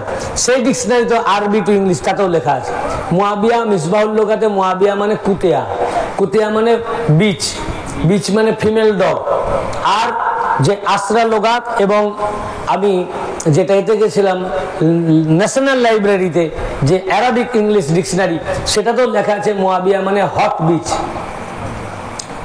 এটা আছে তার নামের মানে। কে রেখেছে? তার বাপ রেখেছে। তো কোন বাবা নিজের ছেলের নাম স্ত্রী কুকুর, হট বিচ এসব রাখে? আবু সুফিয়ান তার ছেলের নাম রেখেছে। মানে কি? আবু সুফিয়ানও মুয়াবিয়াকে পছন্দ করতো না, জানতো যে এটা কে, এই জন্য ওই রকম নাম রেখেছিল। তো এখন মুয়াবিয়া মানে ফিমেল ডগ বললে যদি কারো রাগ হয়, ভাই আমাদের উপরে না রেগে, আমাদেরকে গালিগালাজ না করে আগে তার বাবা আবু সুফিয়ানকে গালি দেন যে তুমি এই নাম রাখলে কেন, ভালো নাম রাখলে না কেন? আমাদের মাথার তাজ হযরত মুয়াবিয়া রাদিয়াল্লাহু আনহু, তোমাদের রাদিয়াল্লাহ, যে আমাদের মাথার তাজ তুমি তার নাম কেন স্ত্রী কুকুর রাখলে, ফিমেল ডগ রাখলে? তার বাবাকে গালি দেন ভাই। আমি তো ভাই তার নাম রাখতে যাইনি, এই নামটা রাখা আছে, নামের মানে কি তাই আপনাদেরকে শোনালাম। মানে তো আমি আরবি লোগাত তো আমি বানাইনি, আরবি ডিকশনারি তো আমি বানাইনি, আরবি জবান তো আমি বানাইনি, এটা তো আরবি জবান, আরবদের জবান, আরবদের জবান। আরবরা এই শব্দ ব্যবহার করে স্ত্রী কুকুরকে, আরবরা মুয়াবিয়া বলে। স্ত্রী কুকুরকে আরবরা মুয়াবিয়া বলে, আরাবিয়া। তো এখন মুয়াবিয়া এই স্ত্রী কুকুর নাম কেন রাখলো? এখন আমার উপরে কেন রাখছেন ভাই? নাম তো আপনি চেঞ্জ করতে পারছেন, আপনিও তো তাকে কুকুর বলে ডাকছেন। মুয়াবিয়া বলছেন মানে কুকুর বললেন, আরবিতে কুকুর বললেন, কুকুর নয় স্ত্রী কুকুর বললেন। আপনি মানে জানেন না তাই, কিন্তু যখন আপনি ডিকশনারি দেখবেন কিংবা অ্যারাবিয়ান হতেন, তাহলে আপনি জানতেন আমি তাকে স্ত্রী কুকুর বলে ডাকিতেছি। তা আপনিও তো স্ত্রী কুকুর বলে ডাকছেন। তো এখন যদি এটা খারাপ হয়ে থাকে, তার বাবার উপরে লানত দেন, আবু সুফিয়ানের উপরে।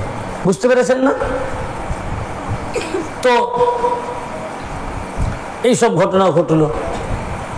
আবু সুফিয়ান মুয়াবিয়া প্রথম বিরোধিতা করলো মাওলায়ে কায়নাত। তো বৈধ খলিফার বিরুদ্ধে যখনই, প্রথমত মাওলা আলী আলাইহিস সালাম ছিলেন বৈধ খলিফা, উনি রাষ্ট্রীয় নেতা, রাষ্ট্রীয় নেতার বিরুদ্ধাচরণ করার কারণে মুয়াবিয়া প্রথমে রাষ্ট্রদ্রোহী হলো। তার আগে থেকেই মাওলা আলী আলাইহিস সালাম ধর্মীয় নেতা, আগে থেকেই মাওলা আলী আমিরুল মুমিনিন, উনি খলিফা হওয়ার আগে আমিরুল মুমিনিন, সমস্ত মুমিনদের আমির।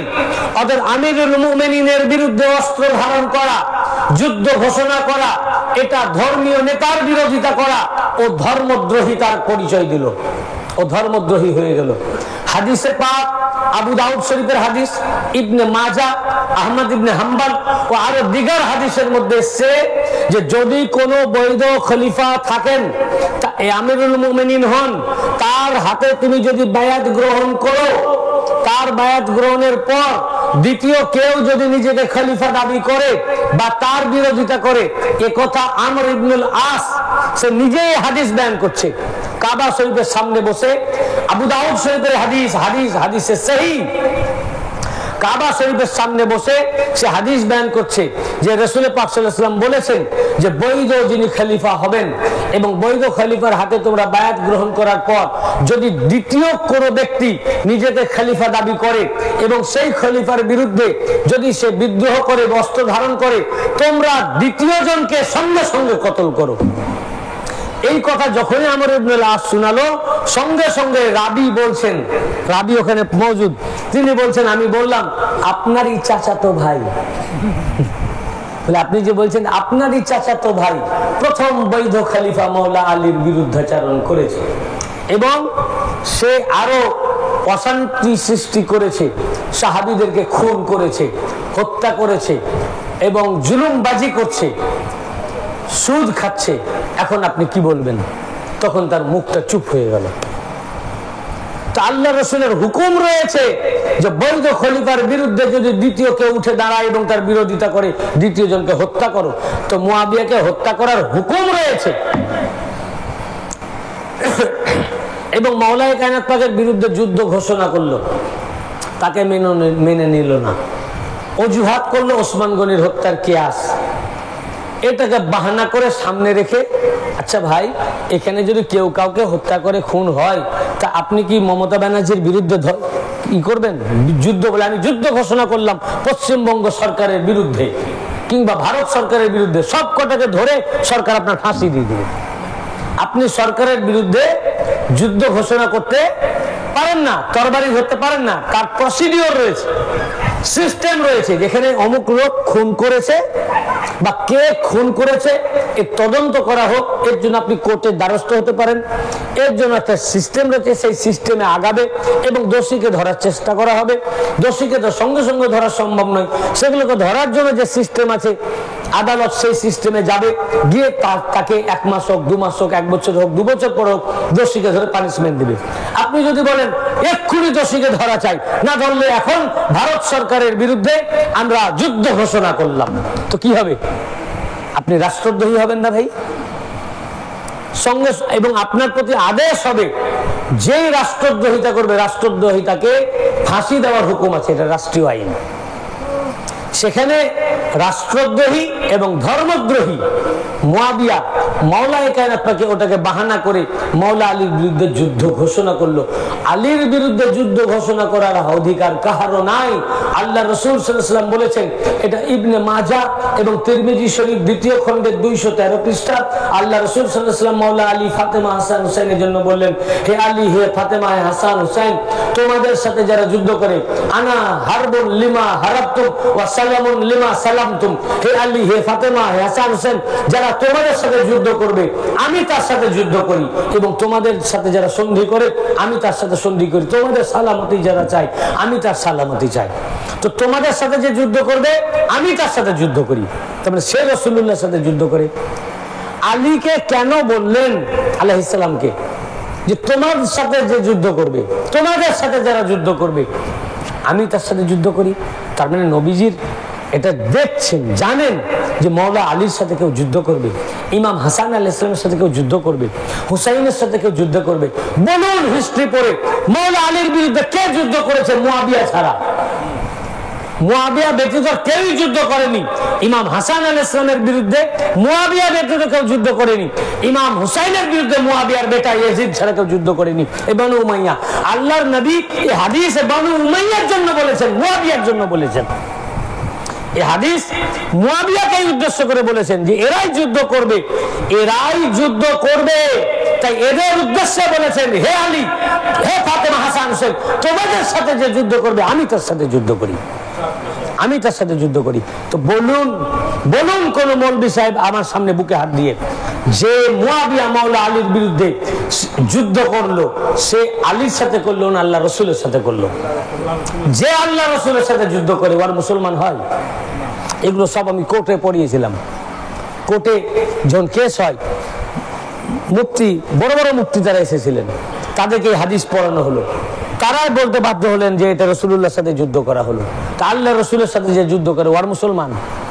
এরপরে মুয়াবিয়া কি করে মুসলমান হয়? বলে খাতায় ইজতেহাদি।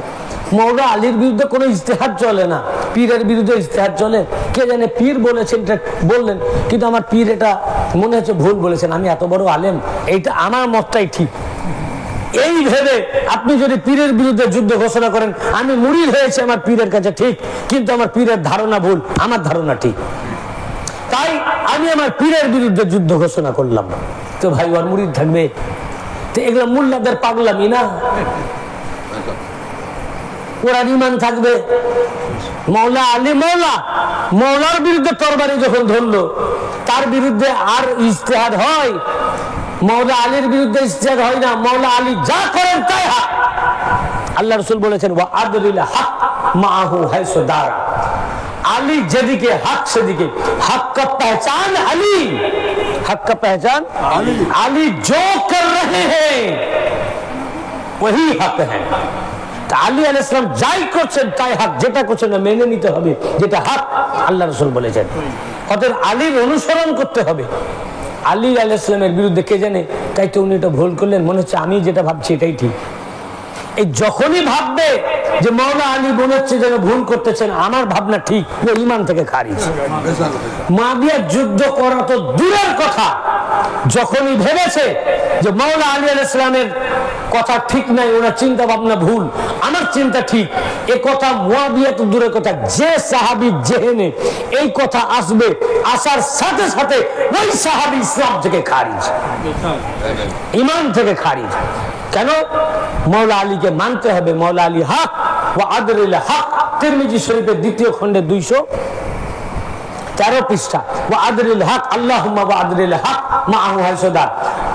যে আলী যা করবেন মানে আলী যেন আলী হকের সাথে থাকবেন তা নয়, বা আদরুল হাক্কা মাহু, আলীকে মানে হককে আলীর সাথে রাখেন, মানে আলী যা করবেন ওটাই হক হয়ে যাবে। যদি কোনো জিনিস কোনো কাজ হক ছিল না, ওটা হক বলে জানা ছিল না, কিন্তু আলী যদি ওই কাজ করে ওই দিন থেকে ওটাই হক হয়ে গেল, ওটাই হক হয়ে গেল। हक हक होने का पहचान আলী क्या कर रहे हैं? हक हक হয়েছে আলীর কারণে, হক হক হয়েছে আলীর কারণে, আলী আলাইহিস সালামের কারণে। লা ইউহিব্বু আলিয়ান মুনাফিকুন ওয়ালা ইউবগিদুহু মুমিনুন, আলীকে কখনোই মুহাব্বত করবে না যে মুনাফিক, আর আলীর সাথে কখনো দুশমনি রাখবে না যে মুমিন। তিরমিজি শরীফের 2য় খণ্ডের 213 পৃষ্ঠা উম্মুল মুমিনিন উম্মে সালমা রাদিয়াল্লাহু আনহা রিওয়ায়াত করেছেন। এবং মুসলিম শরীফের হাদিস, মাওলা আলী বলেন যে রাসূল পাক আমার কাছ থেকে অঙ্গীকার নিয়েছেন, হে আলী তোমাকে কখনোই মুমিন ব্যতীত কেউই মুহাব্বত করতে পারবে না, আর মুনাফিক ছাড়া কেউ তোমার দুশমনি করবে না। অর্থাৎ তোমার যারা দুশমনি করবে ও মুনাফিক, যারা তোমার দুশমনি করে ওরা তো। মুয়াবিয়া যে যুদ্ধ করলো দুশমনি করলো, মুমিন না মুনাফিক? মুনাফিক হলো না। আপনারা আল্লাহ রসুলের একটা হাদিস মানবেন, একটা মানবেন না। বললেন আল্লাহ রসুল যতই বলেন মুয়াবিয়াকে বাঁচাতে হবে, বলেন নবীকেও মানি মুয়াবিয়াকেও মানি। ইয়া রাসূলুল্লাহ আপনার কালেমা পড়েছে আপনাকে মানি, আপনার কিয়ামও করি, ইয়া নবী সালাম আলাইকা সালাওয়াতুল্লাহ আলাইকা, আপনার কিয়ামও করি, আপনাকেও মানি। কিন্তু আপনি উনাকে যারা মানবে না সে মুনাফিক বললেন, মুয়াবিয়াকে মুনাফিক মানতে পারছি না, তো আপনাকে মানি কিন্তু আপনার এই কথা মানতে পারলাম না। মুয়াবিয়া আমাদের মাথার তাজ, আপনিও তাজ, আপনার দুশমনও তাজ, এটা সম্ভব? হ্যাঁ, আপনাকেও মানি কিন্তু আপনার এই কথাকে আমি মানি না, এটা সম্ভব?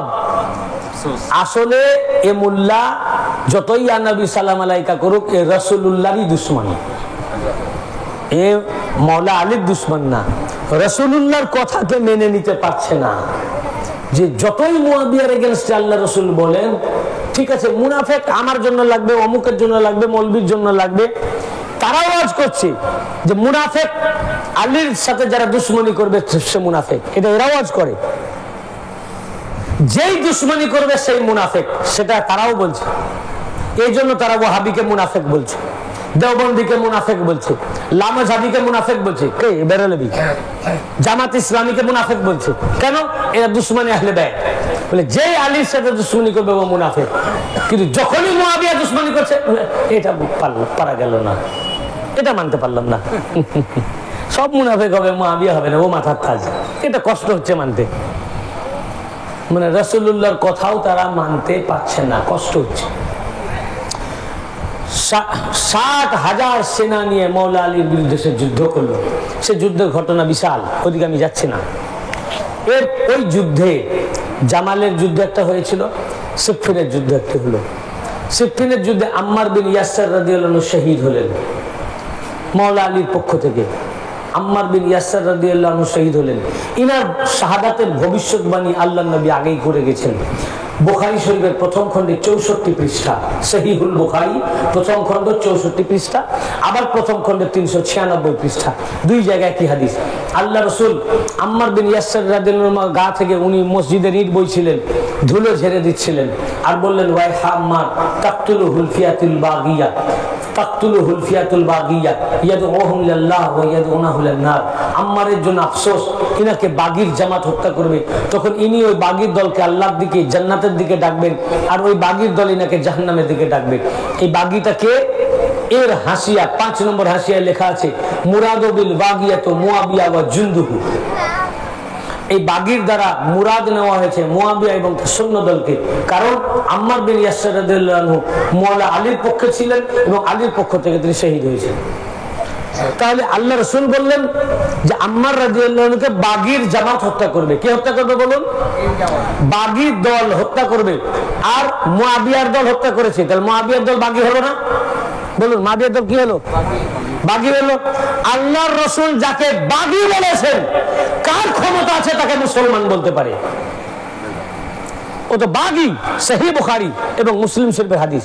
শুধু তাই নয়, ইনি আম্মার বিন ইয়াসির ওদেরকে আল্লাহর দিকে ডাকবেন, ডাকছেন। উনি যুদ্ধ করছেন কার পক্ষ থেকে? আলী।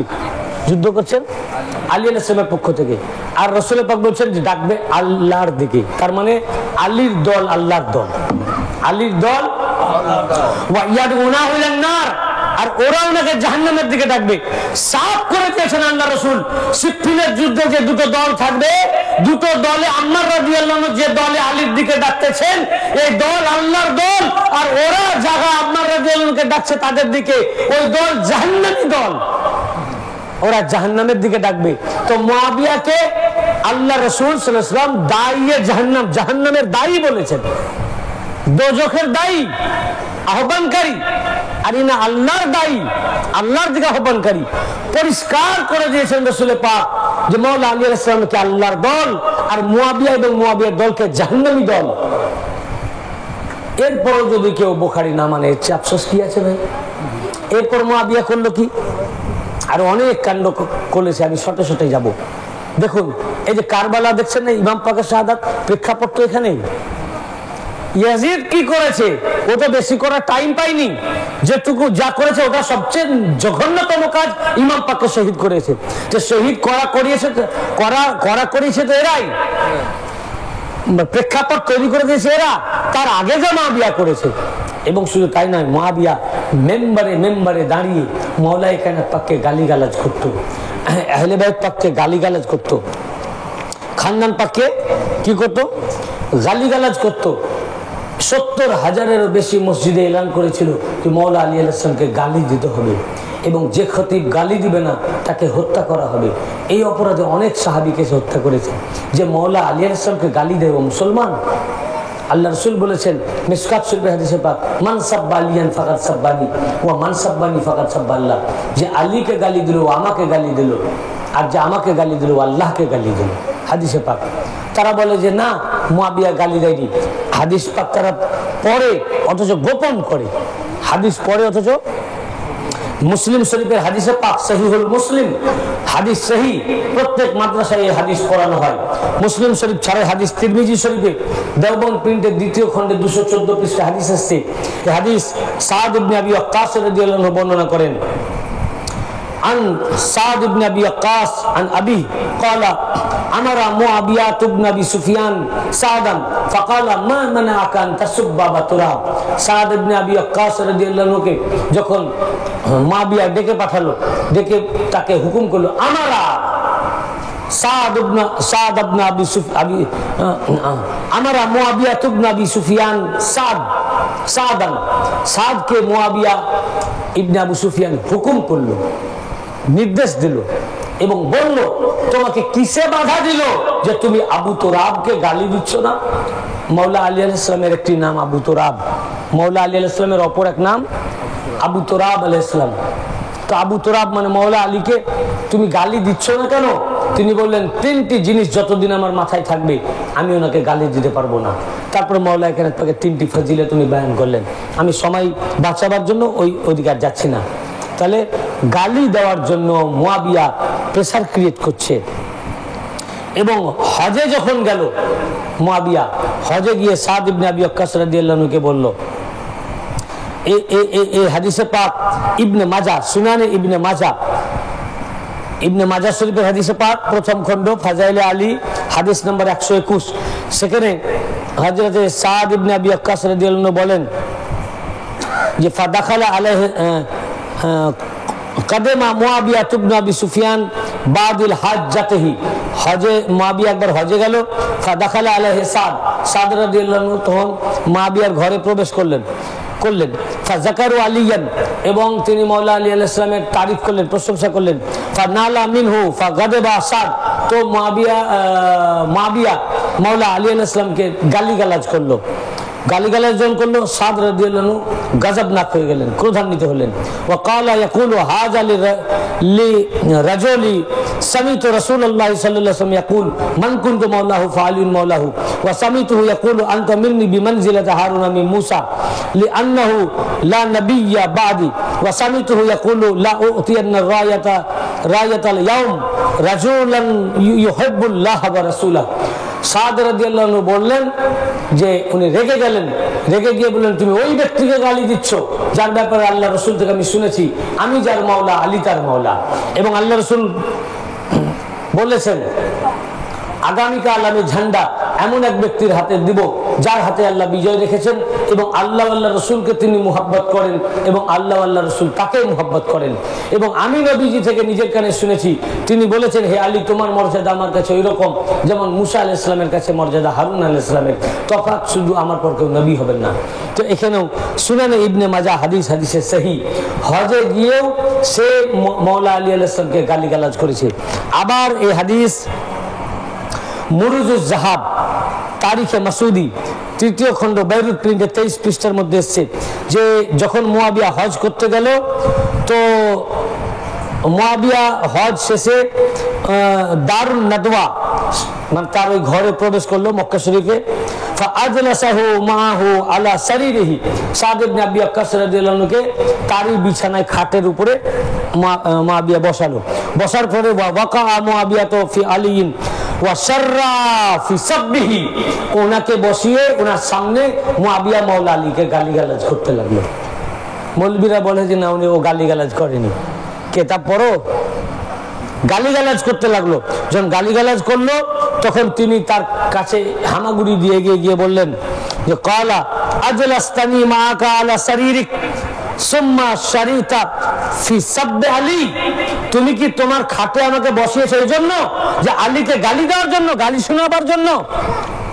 এবং উনি আরো দীর্ঘ কথা বয়ান করলেন, বর্ণনা করার পর বললেন লা দাখালতু দারি মা বাকিতু সুম্মা নাহাদা, এবং উনি সঙ্গে সঙ্গে ওখান থেকে উঠে চলে গেলেন, বললেন আর জীবনে আমি তোমার ঘরে আর আমি প্রবেশ করব না, তুমি মাওলা আলীকে গালিগালাজ করো, তোমার ঘরে আমি আর প্রবেশ করবো না। এই বলে উনি উঠে মুয়াবিয়ার ঘর থেকে বেরিয়ে চলে গেলেন।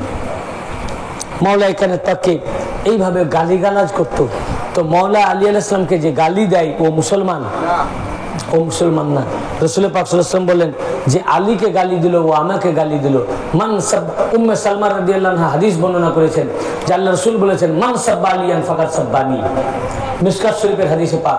এবং আহমদ ইবনে হাম্বল তার মুসনাদে বর্ণনা করেছেন। উম্মুল মুমিনিন উম্মে সালমা রাদিয়াল্লাহু আনহা বর্ণনা করেন একদিন উনি ডাকলেন, এক জায়গায় দেখছেন সব মাওলা আলীকে গালিগালাজ করছে। রাসূল হযরতে উম্মুল মুমিনিন উম্মে সালমা রাদিয়াল্লাহু আনহা তাদের একজনকে ডেকে বললেন যে তুমি আল্লাহকে গালি দিচ্ছিলে? বলে নাউজুবিল্লাহ, আল্লাহকে কখনো গালি দেওয়া যায়? তখন বললেন আল্লাহ রসুলকে গালি দিচ্ছিলে?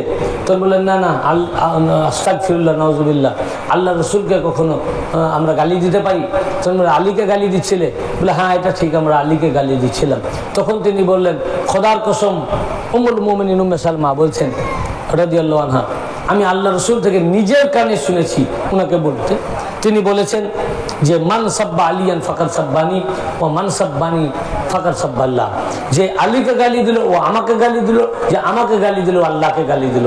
তোমরা মাওলা আলীকে গালি দিয়ে বাস্তবে আল্লাহকেই গালি দিয়েছো।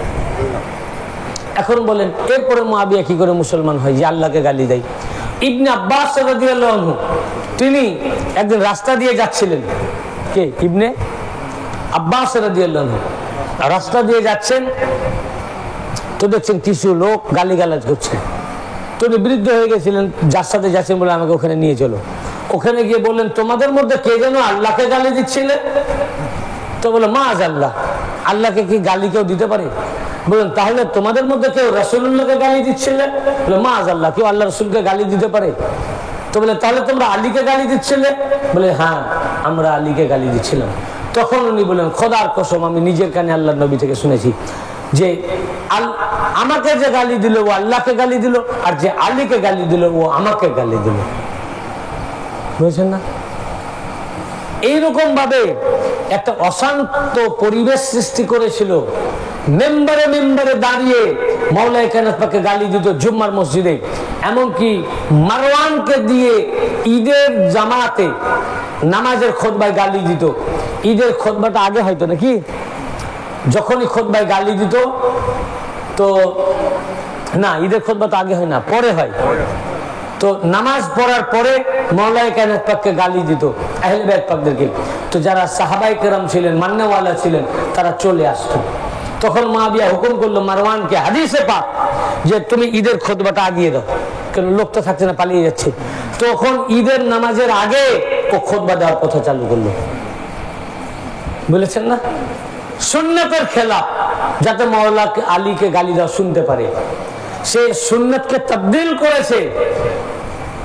তারিখুল খোলাফার মধ্যে আল্লামা জালালউদ্দিন সিউতি রিওয়ায়াত করেছেন, এবং মুসান্নাফ ইবনে আবি শাইবা, ইমাম বুখারীর উস্তাদ ইবনে আবি শাইবা তার মুসান্নাফে বর্ণনা করেছেন, আউয়ালু মান খাতাবান নাসা কায়েদান মুয়াবিয়া, সর্বপ্রথম জুম্মার খুতবা বসে দেওয়ার কথা যে চালু করে তার নাম মুয়াবিয়া। আপনারা খুতবা দাঁড়িয়ে দেন না বসে দেন? ইমাম সাহেব কি করে? এখন ইমাম সাহেব যদি বলে আমি তো খুব অসুস্থ, দাঁড়াতে পারছি না, শরীর খুব মোটা হয়ে গেছে, এত খাই, আপনারাই তো খাওয়াচ্ছেন, প্রত্যেক বাড়িতে মাসে একবার দাওয়াত পড়ে, সবাই এত খাওয়ায়, পেট এই মোটা হয়ে গেছে, আমি আর দাঁড়িয়ে খুতবা দিতে পারছি না, ভাই আমি অনুমতি চাচ্ছি, আজ থেকে বসে বসে খুতবা দিব। ভাই ইমাম সাহেবের বেতন বাড়িয়ে দিবেন? কি করবেন? বলেন তুমি আজ থেকে যাও, তুমি খুতবা দিতে পারছো না। এই বসে খুতবা দেওয়া প্রথম মুয়াবিয়া চালু করে মুয়াবিয়া দিয়েছে। বলেন তাকে হযরত, যে আল্লাহর নবীর সুন্নাতকে পরিবর্তন করে দিয়েছে। আউয়ালু মান আযানা ফিল ঈদ মুয়াবিয়া ইবনে আবি সুফিয়ান। এবং ঈদের নামাজে কখনো আজান হয়? আজ অব্দি কোন জায়গায় দেখেছেন? আল্লাহর নবী ঈদের আজান দেন নাই। ঈদের যদি কেউ আজান দেয় এটা বিদআত এবং আল্লাহর নবীর সুন্নতের খেলাফ, যার কারণে কোন জায়গায় ঈদের আজান নাই। কিন্তু মুয়াবিয়া ঈদের আজান দেওয়ার প্রথা চালু করেছে। প্রথম যে ঈদে আজান দেওয়ার প্রথা চালু করে তার নাম মুয়াবিয়া। ঈদের নামাজ অতিরিক্ত কয় তাকবীরে পড়েন? কয় তাকবীর? হ্যাঁ, 6 তাকবীর। মা সিত্তে তাকবীরাত, আমরা 6 তাকবীরের সাথে নামাজ পড়ি। আল্লামা সিউতি তারিখুল খোলাফার মধ্যে এই হাদিস রিওয়ায়াত করেছেন, এবং ইবনে আবি শাইবা তার মুসান্নাফের মধ্যে হাদিস রিওয়ায়াত করেছেন, আউয়ালু মান নাকাসাত তাকবীরা ফিল ঈদ মুয়াবিয়া। ঈদের তাকবীরকে যে কমিয়ে দেয় সেটা হচ্ছে মুয়াবিয়া। 6 তাকবীরে পড়তে হবে। তো নবীজির সুন্নাতকে তো চেঞ্জ করে দিয়েছেন। ভাই আমরা জুমা কবে পড়ি? জুমার দিনে, শুক্রবার। শুক্রবারকে জুমা বলা হয় কেন? শুক্রবারকে আরবিতে জুমা বলে। কি বলে? ওই জন্য নামাজটার নাম জুমার নামাজ। কিসের নামাজ? জুমার নামাজ, মানে শুক্রবারের নামাজ। আপনি যদি বলেন যে আগামীকাল শুক্রবার আছে, তো এখন আমরা সব আজমির শরীফ যাব ঠিক করেছি, তা কাজ করি, আজকে বুধবারের দিন, আজকে জুম্মাটা অ্যাডভান্স পড়ে নিই, রাস্তায় তো জুম্মা পড়া যাবে না, কাজা হয়ে যাবে। তো ইমাম সাহেব আমরা তো থাকবো না, আগামী শুক্রবার বা বৃহস্পতিবার বেরিয়ে যাব, তো মাঝে শুক্রবার পড়বে, কালকে বেরোবো, বাস ছাড়বে, জুম্মা পড়ে দেন, হবে? কি ইমাম সাহেব বলে আমার বাড়ির কাজ পড়ে গেছে, ভাই 5 ওয়াক্ত আপনারা পড়াতে পারবেন, জুম্মা তো পারবেন না, আজ বুধবার আমি জুম্মাটা পড়িয়ে দিই, হবে? মুয়াবিয়া হাদিসে পাক এবং মুরুজুজ জাহাব কিতাবের মধ্যে ইমাম মাসুদি, তারিখে মাসুদি, ইমাম মাসুদি রিওয়ায়াত করেছেন মুরুজুজ জাহাবের মধ্যে, সিফফিনের যুদ্ধে যাওয়ার সময় মুয়াবিয়া বুধবারের দিন বলল, আজকে আমরা তো যুদ্ধে যাচ্ছি, শুক্রবার কোথায় থাকবো না থাকবো, আজকেই জুম্মা পড়ে নিই। মুয়াবিয়া বুধবারের দিন জুম্মার নামাজ পড়িয়েছে। হ্যাঁ ভাই, মুয়াবিয়ার ইতিহাস পড়ুন, ও ইসলামের কিছুই মুয়াবিয়ার ভিতরে নাই এবং কিছুই রাখেনি। পুরা সুন্নাতকে ও চেঞ্জ করে দিয়েছে, পরিবর্তন করে দিয়েছে। এর বিস্তারিত আমি ডকুমেন্ট সহ, আমি কয়েক বছর আগে, 2-3 বছর আগে মারগামে 6 ঘন্টা আমি এই মুয়াবিয়ার উপরে বক্তব্য দিয়েছিলাম। দেখেন, ইসলামকেও চেঞ্জ করে ফেলেছে। এই জন্য রাসূল পাক সাল্লাল্লাহু আলাইহি ওয়াসাল্লাম বলেছেন, আউয়ালু মান বাদদালা সুন্নতি মিন বনু উমাইয়া, সর্বপ্রথম আমার সুন্নাতকে যে পরিবর্তন করবে সে হবে বনু উমাইয়ার এক ব্যক্তি, ওই মুয়াবিয়া। কে সুন্নাত পরিবর্তন করলো? তাকবীরকে 6 তাকবীরকে কমিয়ে সুন্নাত পরিবর্তন করলো কে? বলুন, সবাই বলুন, কে? জুম্মার নামাজ দাঁড়িয়ে দেওয়া, খুতবা পড়া সুন্নাত, বসে খুতবা দিল কে? এই সুন্নাত পরিবর্তন করলো কে? মুয়াবিয়া। বুধবারের দিন জুম্মা পড়লো, নবীজি সুন্নাতকে পরিবর্তন করলো কে? এর আগে কেউ করেনি। নবীজির সুন্নাতকে পরিবর্তন করে দিয়েছে মুয়াবিয়া। এরকম যে ইমাম মাওলায়ে কায়নাত পাককে ও আহলে বাইত পাককে গালি দেয়নি, সে ইমামকে হত্যা করেছে। এমনকি বড় ইমাম পাকের সঙ্গে যখন সন্ধি হয়, তখন বড় ইমাম পাকের সাথে যে চুক্তি হয়েছিল, তার মধ্যে একটি চুক্তি ছিল যে যেন আমার সামনে চুক্তি ছিল যেন খুতবাতে আমার আব্বাকে গালি না দেওয়া হয়। কত কষ্ট, উনার সামনে গালি দিত। তখন মুয়াবিয়া বলল, না, এটা আমি মেনে নিতে পারবো না, আমি ওনাকে গালি না দিয়ে থাকতে পারি না, আমি ওনাকে গালি না দিয়ে থাকতে পারি না। তখন বাধ্য হয়ে ইমাম পাক বললেন, স্যার তুমি যা খুশি করো, কিন্তু অন্তত আমার সামনে গালি দিও না। তো বলল, আচ্ছা ঠিক আছে, তাই করব। কিন্তু চুক্তি হওয়ার পরে এটাও আর মানেনি। ইমাম পাকের সামনে মাওলায়ে কায়নাত পাককে গালি দিত এবং ইমাম পাক নিজের কানে শুনতেন। কি জুলুম! এবং রাসূল পাক সাল্লাল্লাহু আলাইহি ওয়াসাল্লাম হাদিসে পাক আছে, আবু দাউদ শরীফের হাদিসে পাক, এই মুয়াবিয়ার রাজতন্ত্রকে স্বৈরাচারী ও জুলুমবাজ রাজতন্ত্র বলেছেন। স্বৈরাচারী ও জুলুমবাজ রাজতন্ত্র। এই মুয়াবিয়া যে খতিব গালি দিতে অস্বীকার করেছে তাকে হত্যা করেছে। এই অপরাধে হযরতে হুজার ইবনে আদি রাদিয়াল্লাহু আনহু, কুফার গভর্নর, জুমার মসজিদে দাঁড়িয়ে খুতবার মধ্যে মাওলায়ে কায়নাত পাককে গালিগালাজ করছিল। তখন হুজার ইবনে আদি রাদিয়াল্লাহু আনহু সহ তেনার সঙ্গী সাথী সাহাবায়ে কেরামগণ তারা উঠে প্রতিবাদ করলেন। এই অপরাধে তাদেরকে অ্যারেস্ট করে সিরিয়ায় মুয়াবিয়ার কাছে পাঠিয়ে দেওয়া হলো। মুয়াবিয়া বলল, যেহেতু আপনি সাহাবী, আপনাকে জলিলুল কাদর সাহাবী, আপনাকে ছেড়ে দিতে পারি, কিন্তু শর্ত, আগে যা হয়েছে হয়েছে, আমার সামনে একবার আলীকে গালি দেন। তার উত্তরে সে বলল, উনি বললেন যে ঈমান অত সহজ নয় যে একটা কথার বিনিময়ে বিক্রি করে দেব।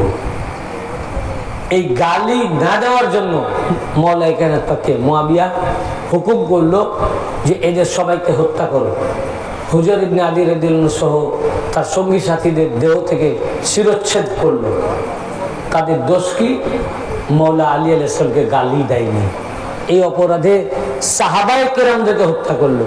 তোমরা সাহাবি সাহাবি করো, প্রকৃত সাহাবিকে আমরাই মানি, এই জন্য সাহাবি ঘাতক মুয়াবিয়াকে মানি না।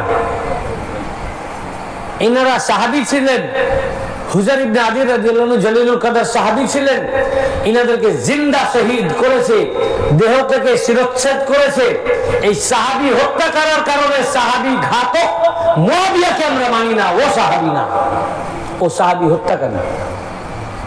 এবং তারিফে তাবারির মধ্যে, মুরুজুজ জাহাবের মধ্যে, হাফেজ ইবনে কাসির আল বিদায়া ওয়ান নিহায়ার মধ্যে এই পুরো ওয়াকিয়া বয়ান করেছেন। এরপর কি হলো? একজনকে শুধু হত্যা করেনি, বললো একে পাঠিয়ে দাও কুফায়। ওখানে গিয়ে ঢোল ঢাক করে লোক জড়ো করে বললেন একে জিন্দা মাটিতে পুঁতে দাও। কত বড় জুলুম রাজা ছিল, স্বৈরাচারী জুলুমবাজ রাজা, যে সাহাবী রাসূলকে জিন্দা মাটিতে পুঁতে দিল। বুঝছেন? এই ধরনের লোক যদি আপনাদের সাহাবী হয়, আপনাদের হযরত হয়, তারা কারা? এই মৌলবীদের পরিচয় কি? তাহলে দেখেন, এই মৌলবীর পরিচয় খুঁজতে যান, দেখবেন পেয়ে যাবেন আসল পরিচয়। এইরকম খুনিকে হাজার ইবনে আলী রাদিয়াল্লাহু আনহু হত্যা করার পর হযরত আয়েশা সিদ্দিকা রাদিয়াল্লাহু আনহা তিনিও মুয়াবিয়াকে লানত করেছেন। এবং হযরত আয়েশা সিদ্দিকা রাদিয়াল্লাহু আনহাকে আল্লামা সুয়ুতি তাফসীরে দুররে মানসুরের মধ্যে রওয়ায়াত করেছেন এবং হাফেজ ইবনে কাসির আল বিদায়া ওয়ান নিহায়াতে রওয়ায়াত করেছেন যে হযরত উম্মুল মুমিনিন আয়েশা সিদ্দিকা রাদিয়াল্লাহু আনহাকে জিজ্ঞাসা করলো যে আপনি দেখছেন না যে তোলাকার মধ্য থেকে এক ব্যক্তি সে বাদশা হয়ে গেছে, রাজা হয়ে গেছে, এটা কি করে হলো? তো সাহাবায়ে কেরামরা মুয়াবিয়াকে তোলাকার ভিতরে মনে করতেন। বলেন, তোলাকার ভিতরে একজন আমাদের মুসলমানদের রাজা হয়ে গেল। তার উত্তরে উম্মুল মুমিনিন আয়েশা সিদ্দিকা রাদিয়াল্লাহু আনহা বললেন, এতে তাজ্জুব হওয়ার কি আছে, অবাক হওয়ার কি আছে? আল্লাহ পাক অনেক সময় কাফির ও মুশরিকদেরকেও মুসলমানদের রাজা বানান। তুমি দেখোনি যে ফেরাউনকে আল্লাহ পাক 400 বছর রাজত্ব দিয়েছিলেন? সেও মুসলমানদের উপরে রাজত্ব করেছে। অনেক কাফের ও মুশরিক মুসলমানদের রাজা বাদশা ছিল অন্য পয়গম্বরদের জামানায়। তো এতে অবাক হওয়ার কিছু নাই। তার মানে কি বুঝলেন? আয়েশা সিদ্দিকা রাদিয়াল্লাহু আনহা মুয়াবিয়ার রাজত্বকে কাফির ও মুশরিকদের রাজত্ব বা কাফির ও মুশরিক ফেরাউনের সাথে তুলনা করলেন। বলল যে মুয়াবিয়া তোলাকার ভিতর থেকে তিনি আমাদের রাজা, সাহাবীদের রাজা হয়ে গেছে। তার উত্তরে বললেন যে ফেরাউন কিভাবে মুসলমানদের রাজা ছিল? আল্লাহ পাক তো ফেরাউনকেও রাজা করেছেন। তো অবাক হওয়ার কি আছে? মানে মুয়াবিয়া রাজা হওয়াতে অবাক হওয়ার কি আছে? ফেরাউনও তো রাজা ছিল। তার মানে কি বুঝলেন? মুয়াবিয়াকে ফেরাউনের সাথে তুলনা করলেন। এবং আমি সেদিন দেখছিলাম নাদওয়াতুল উলামার উনি টিচার এবং হাদিসের লেকচারার, 40 বছর হাদিসের দাস দিয়েছেন তিনি।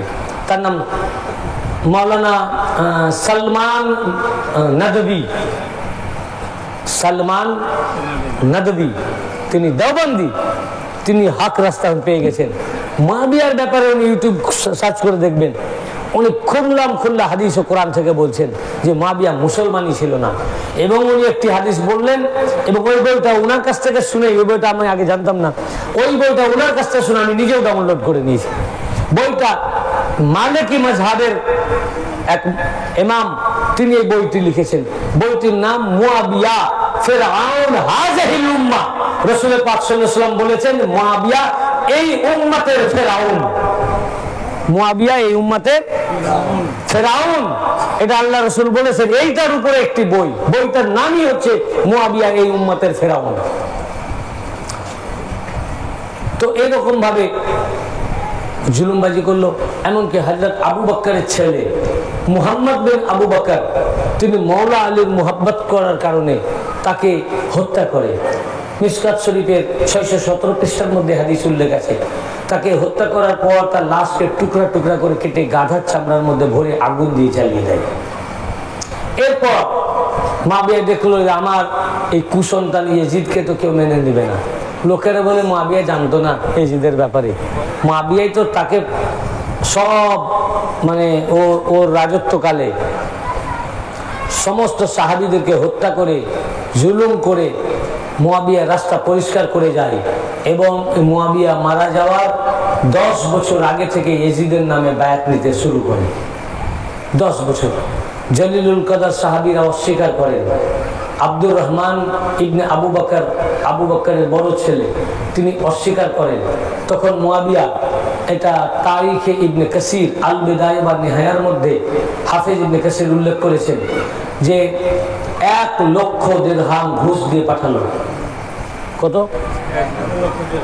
যে ইয়াজিদের নামে বায়াত।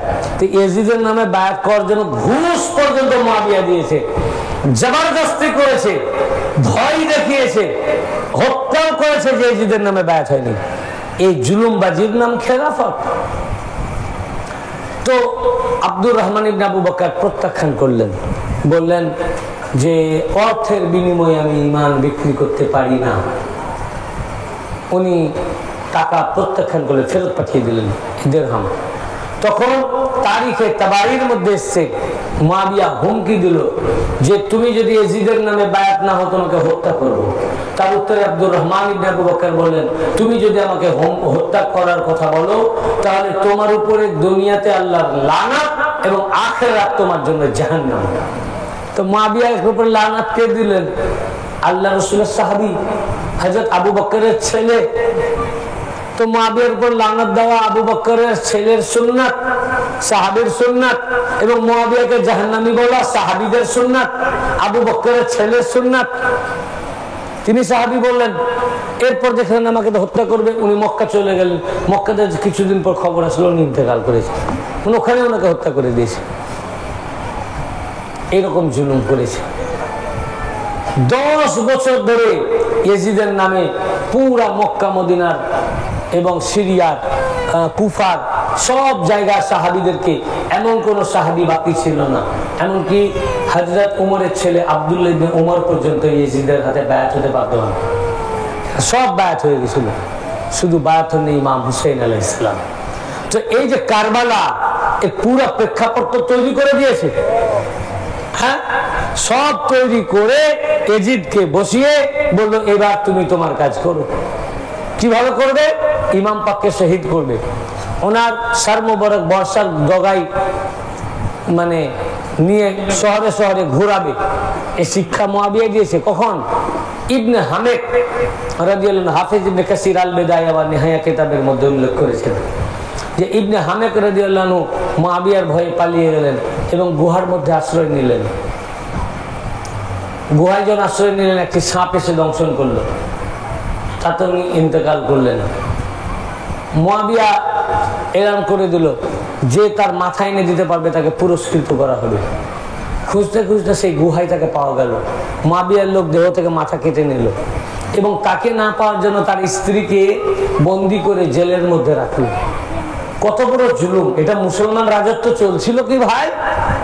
মুসলমানের নামে জুলুমবাজের রাজত্ব চলছে, যেটা আল্লাহ রাসূল বলেছিলেন যে আবু দাউদ শরীফের হাদিস, যে আল্লাহ পাক নবুয়াত ও রহমতের ভিত্তিতে আমাকে প্রেরণ করেছেন, এরপরে আসবে রহমত ও খেলাফতের ভিত্তিতে রাজত্ব, এরপরে আসবে জুলুমবাজ, স্বৈরতন্ত্র এবং রাজতন্ত্র আসবে, জুলুমবাজ আসবে। এখন সেটাই এসেছে। তার মাথা কেটে যখন মুআবিয়ার কাছে নিয়ে আসলো, মুআবিয়া ওই মাথা রাস্তায় প্রদর্শন করতে লাগলো, দেখো আমার কথা না মানার কারণে আল্লাহ রসুলের সাহাবী জালিলুল কাদার সাহাবী ইবনে হামাকের দশা দেখো। এইভাবে ফুটবলের মতো মাথায় লুটতে লাগলো, লোককে দেখাতে লাগলো বাজারে বাজারে, এবং সেটাকে বর্ষার ডগায় গেঁথে বাজারে বাজারে ঘুরাতে লাগলো। এই যে এটা ইসলামে নিষিদ্ধ, যে কাউকে হত্যা করে তার দেহ থেকে মাথা কেটে বর্ষায় ডগায় গেঁথে বাজারে বাজারে ঘোরানো, এটা ইসলামে নিষিদ্ধ। আইয়ামে জাহেলিয়াতের যুগে ছিল, নবীজি সেটা বন্ধ করে দিয়েছেন। সেই আইয়ামে জাহেলিয়াত যুগের সূচনা মুআবিয়া করলো, ইয়াজিদকে শিক্ষা দিল, দেখো আমি সাহাবীর মাথাকে বর্ষার ডগায় গেঁথে বাজারে বাজারে ঘোরাচ্ছি, তুমিও ইমাম পাকের সার মোবারককে বাজারে বাজারে ঘোরাবে। তো ইয়াজিদ তো পুরোপুরি তার বাবার নকশে কদমে চলেছে ভাই, সে তো তার বাবা মুআবিয়ার নকশে কদমে চলেছে ইয়াজিদ। এরপর মুআবিয়া হযরত ইবনে হামেক রাদিয়াল্লাহু আনহু মাথাটাকে জেলের মধ্যে এসে তার স্ত্রীর কোলে হয়ে ছুঁড়ে ফেললো। কি অবস্থা হয় তার স্ত্রীর? এইরকম জালেমকে ওরা বলে তাদের হাজরাত। বুঝতে পেরেছেন না?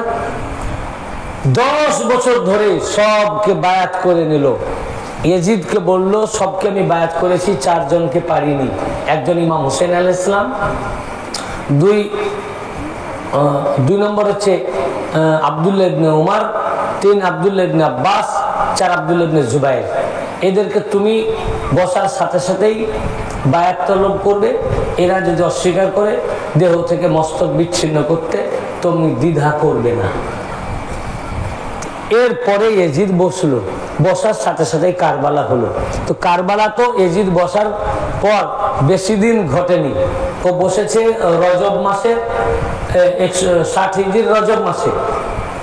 আর রজবের পরে শাবান, রমজান, সওয়াল, জিলকাদ, জিলহজ, মুহররম, 6 মাসের মধ্যে ইমাম পাককে শহীদ হলো। আর তার আগে 22 বছর ধরে মুআবিয়া আহলে বাইত পাকদের উপর জুলুম চালিয়েছে, সাহাবায়ে কেরামদের উপর জুলুম চালিয়েছে। তো আসল কারবালার সূচনা তো তার বাবাই করেছে। তো কারবালার মূল নায়ক ইয়াজিদ না, মুআবিয়া। মুআবিয়া সব তৈরি করে দিয়ে বলল, বাবা সব রাস্তা ক্লিয়ার, এবার তুমি বসো। আর পঞ্চনূর পাক পাঞ্জাতনের 4 জন চলে গেছেন, শেষ নূর ইমাম হুসাইন, একেই নাকি তুমি খতম করো। তো কারবালার জন্য মূল দায়ী তো ভাই কে বলো? কে? এতক্ষণ কি বুঝলেন? কে? সবাই জোরে বলুন তো, নামটা নিন। মূল নায়ক কে? জোরে বলুন, অডিয়েন্স শুনবে, লাইভ টেলিকাস্ট হচ্ছে। যে আপনারা বুঝলেন কি পুরা কারবালার মূল নায়ক কে? মুআবিয়া লানাতুল্লাহি আলাইহি। এই মুআবিয়াকে সাহাবায়ে কেরামরা লানাত দিয়েছেন।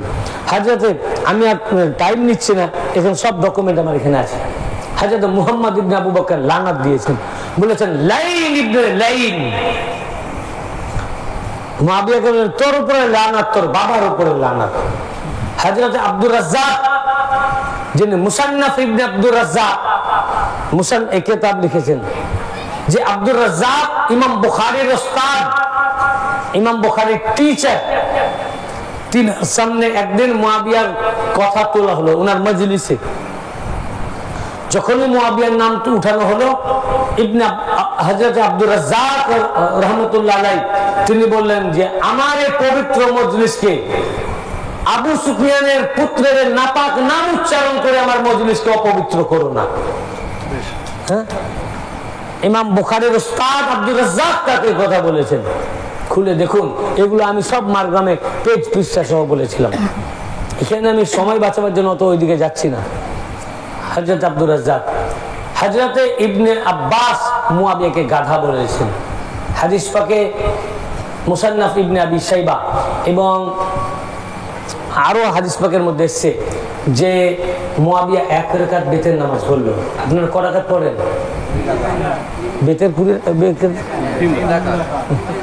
বেতের কয় রাকাত পড়েন? 3 রাকাত।